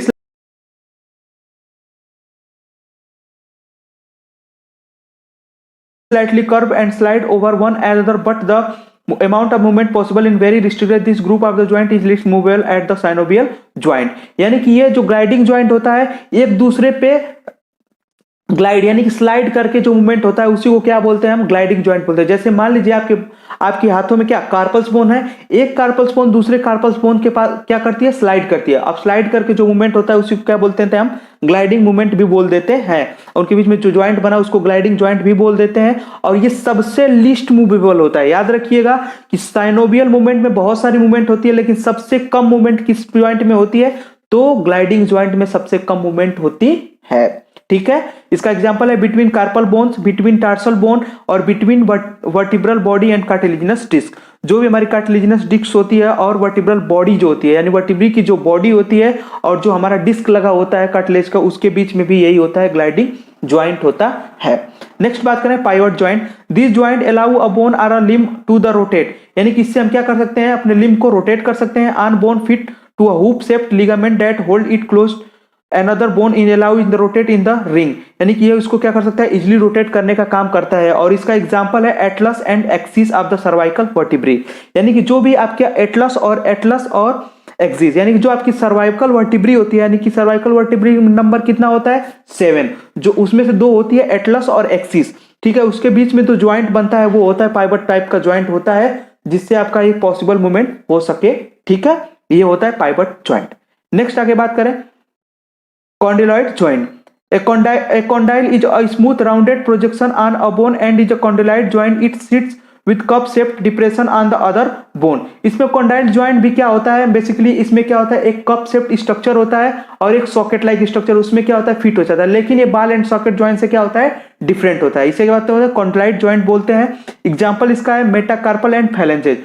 जो आपका मेटाकार्पल और फैलेंजेज के बीच में ज्वाइंट बनता है वो कॉन्डिलॉइड जॉइंट का ज्वाइंट बनता है, मेटाटार्सल और फैलेंजेस के बीच में भी। और condylar process of the mandible and temporal bone, यानी कि जो आपकी टेम्पोरल बोन यानी कि जो आपकी कनपट्टी की जो बोन है वो मैंडिबल के साथ जुड़ी हुई होती है कॉन्डाइलॉइड ज्वाइंट के थ्रू। ठीक है, नेक्स्ट सैडल ज्वाइंट की अगर बात करें, the articulating bone fit together like a man sitting on the saddle. The most important saddle joint is the base of the thumb between the trapezium of the wrist and the first metacarpal bone. तो क्या होता है saddle joint, क्या होता है saddle joint, basically आपके thumb में present होता है, यानी कि जो आपकी मेटाकार्पल बोन होती है, मेटाकार्पल बोन होता है, उससे क्या होता है आप अपने थंब को क्या कर सकते हैं, पूरा रोटेट करा सकते हैं कि नहीं, रोटेट इजीली करा लेंगे क्योंकि इसमें बहुत सारी मूवमेंट्स होती है।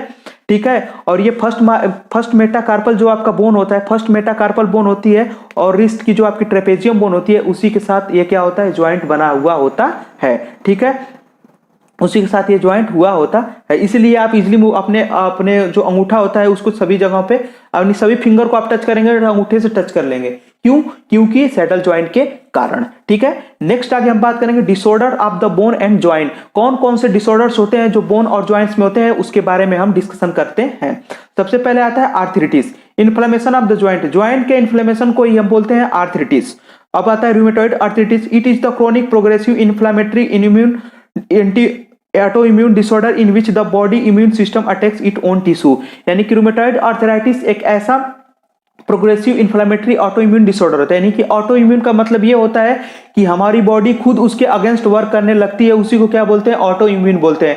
यानी कि जो हमारा इम्यून सिस्टम होता है उसी के अगेंस्ट जो अब हमारी बॉडी काम करने लगे उसी को बोलते हैं ऑटो इम्यून बोलते हैं। ठीक है, इन्हें इसका कारण रूमेटॉइड आर्थराइटिस का कारण हमारी बॉडी खुद होती है, इसमें कोई किसी चीज का इन्वॉल्वमेंट नहीं होती है, इसका कारण हमारी बॉडी खुद ही होती है। Rheumatoid arthritis begins with the inflammatory of the synovial membrane of the affected joint, यानी कि जहां पे रूमेटॉइड आर्थराइटिस हो जाता है तो वहां की जो साइनोवियल मेम्ब्रेन होती है वो क्या हो जाती है, वो अफेक्ट हो जाती है और क्या हो जाती है, फूल जाती है, वहां पे क्या हो जाती है, सूजन हो जाती है। Inflammatory cell migrate into the joint cavity from the blood and unleash releases to inflammatory chemical that destroy the body tissue which release in the large amount. जब इन्फ्लेमेटरी जो सेल्स होती हैं, यानी कि जो हमारे साइनोवियल मेम्ब्रेन पे जो इन्फ्लेमेटरी सेल प्रोड्यूस हुई हैं वो क्या करते हैं, ब्लड से होते हुए जो हमारी साइनोवियल कैविटी थी उसमें प्रेजेंट हो जाती है और वहां पे जाके क्या करती हैं, वहां के जो टिश्यूज होते हैं उसको डैमेज करने लगती है, डैमेज कर देती है जब वो लार्ज अमाउंट में हो जाता है। इसीलिए आप लोगों ने देखा होगा कि जब जिसको रूमेटॉइड आर्थराइटिस हो जाता है तो धीरे धीरे क्या होती है, उसकी परेशानी बढ़ती जाती है। यानी कि इनिशियली अगर रूमेटॉइड आर्थराइटिस है, अगर पता चल जाता है तो आप उसका इलाज करते हैं, लेकिन अगर बाद में अगर रूमेटॉइड आर्थराइटिस अगर लंबा समय हो जाता है तो धीरे धीरे उसकी जो होती है, उसकी परेशानियां जो होती है वो बढ़ती हुई जाती है, क्योंकि उसका अमाउंट जो होता है ना, जो सेल्स होती हैं वो माइग्रेट सेल यानी इन्फ्लेमेटरी सेल होती है वो इंक्रीज होती जाती है और बॉडी टिश्यूज को नाश करने, मतलब कि उसको डिस्ट्रॉय करने लगती है। ठीक है, नेक्स्ट आगे बात करेंगे for the rheumatoid treatment many steroidal and non steroidal anti inflammatory drug help in the decreasing, यानी कि रूमेटॉइड आर्थराइटिस को मतलब कि ट्रीटमेंट के लिए स्टेरॉइडल और non steroidal drug anti inflammatory drug का यूज किया जाता है, जिससे हम पेन को कवर कर सकते हैं और इन्फ्लेमेशन को रोक सकते हैं। ठीक है, मोर पावरफुल एंटी इम्यून, इसमें क्या मेनली वर्क करता है, more powerful immune suppressant drug, यानी कि एंटी यानी कि इम्यून सप्रेसेंट, जो हमारा इम्यून सिस्टम एक्टिव हो गया है उसको सप्रेसेंट करने का काम करती है, वो होती है methotrexate act as the slow the autoimmune reaction. जो भी हमारा ऑटो इम्यून रिएक्शन है उसको कम करने के लिए मेथोट्रेक्सेट जैसे ड्रग्स का यूज करते हैं, यानी कि नॉन स्टेरॉइडल या स्टेरॉइडल एंटी इन्फ्लेमेटरी ड्रग्स का यूज किया जाता है। Osteoarthritis, this is a degenerative non-inflammatory disease that result in the pain and restricted movement of the affected joints in which the progressive loss of degeneration of the articular cartilage resulting in the cyst formation. Osteoarthritis में क्या होता है कि ये एक तरह से non inflammatory disease होती है, इसमें कोई भी इन्फ्लामेशन नहीं होता है लेकिन पेन तो होता है। ठीक है, इससे हम क्या करते हैं, रेस्ट्रिक्ट, इससे भी क्या होता है, मूवमेंट क्या होता है, रुक जाता है और कार्टिलेज जो भी कार्टिलेज हमारे ज्वाइंट को जोड़े हुए हैं वो क्या होने लगते हैं, धीरे धीरे हटने लगते हैं, यानी कि वहां से हटने लगते हैं और वहां पे गांठ बन जाती है। ठीक है, वहां पे सिस्ट का फॉर्मेशन हो जाता है जिससे लिमिटेड मोशन होने लगती है, deformity and progressive disability at the margin of the joint, और जो ज्वाइंट का मार्जिन होता है वहां पे उसकी जो मूवमेंट होती है वो बहुत ही ज्यादा कम हो जाती है। ठीक है फ्रेंड्स, इन्फ्लेमेशन में are may not be present in the affected joint, यहाँ पे इन्फ्लेमेशन में are may not be present होता है, बेसिकली इसमें इन्फ्लेमेशन नहीं ही होती है। याद रखिएगा, ऑस्टियोआर्थराइटिस एक प्रकार से नॉन इन्फ्लेमेटरी डिसऑर्डर होता है बोन का।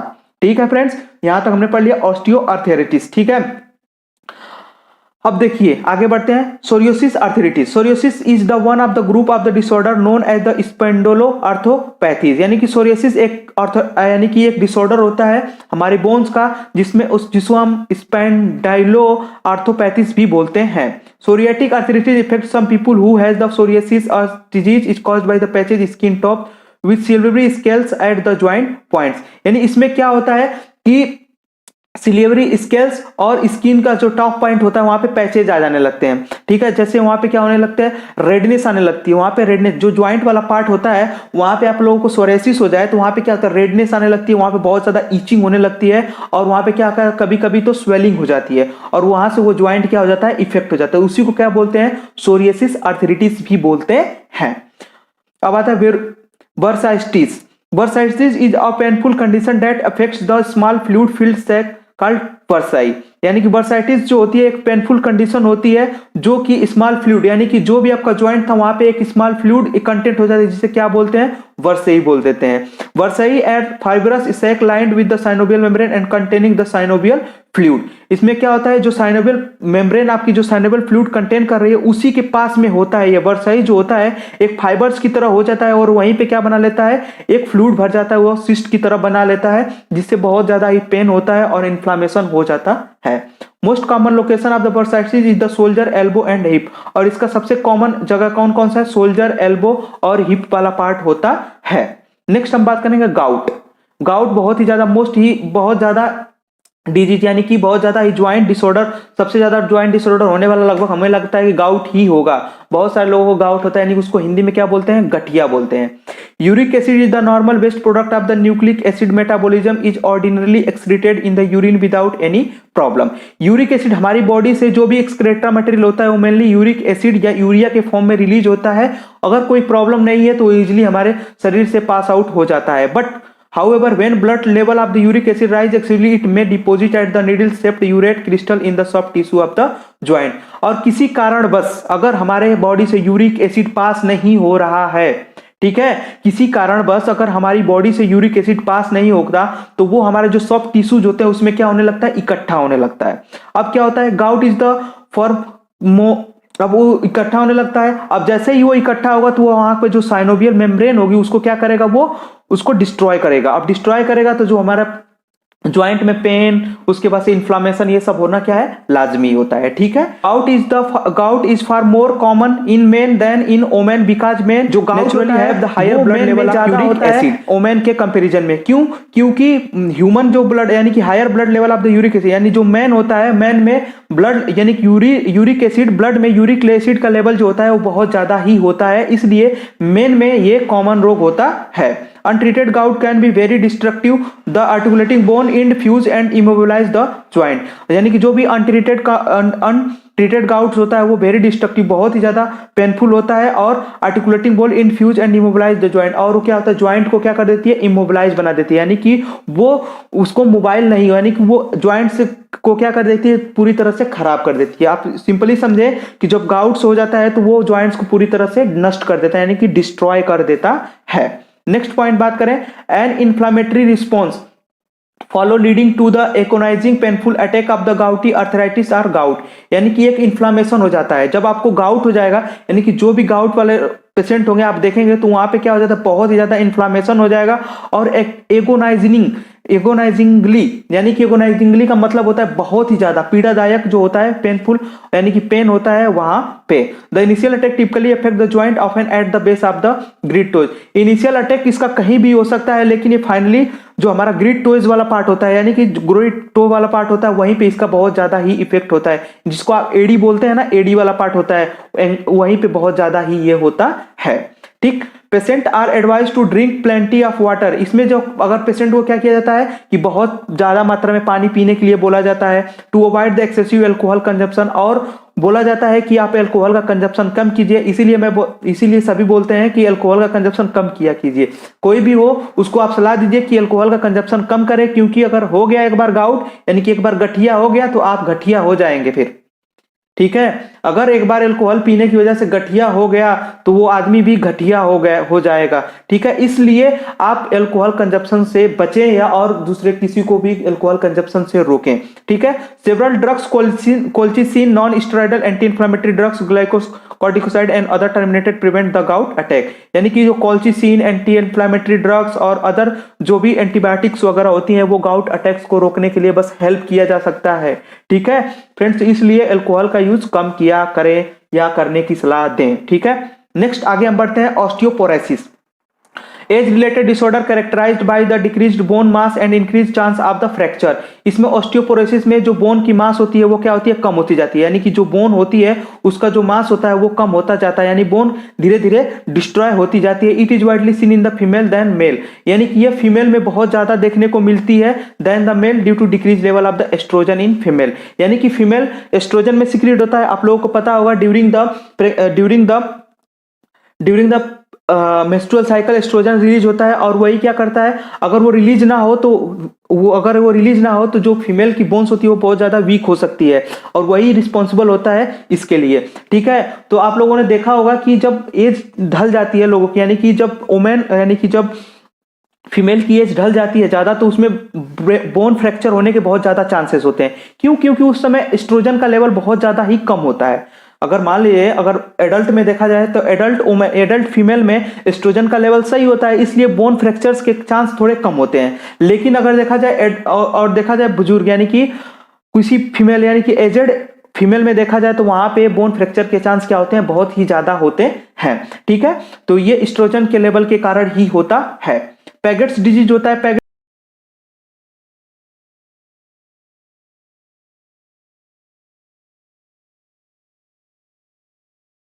far more common in men than in women because men naturally have the higher blood level of uric acid।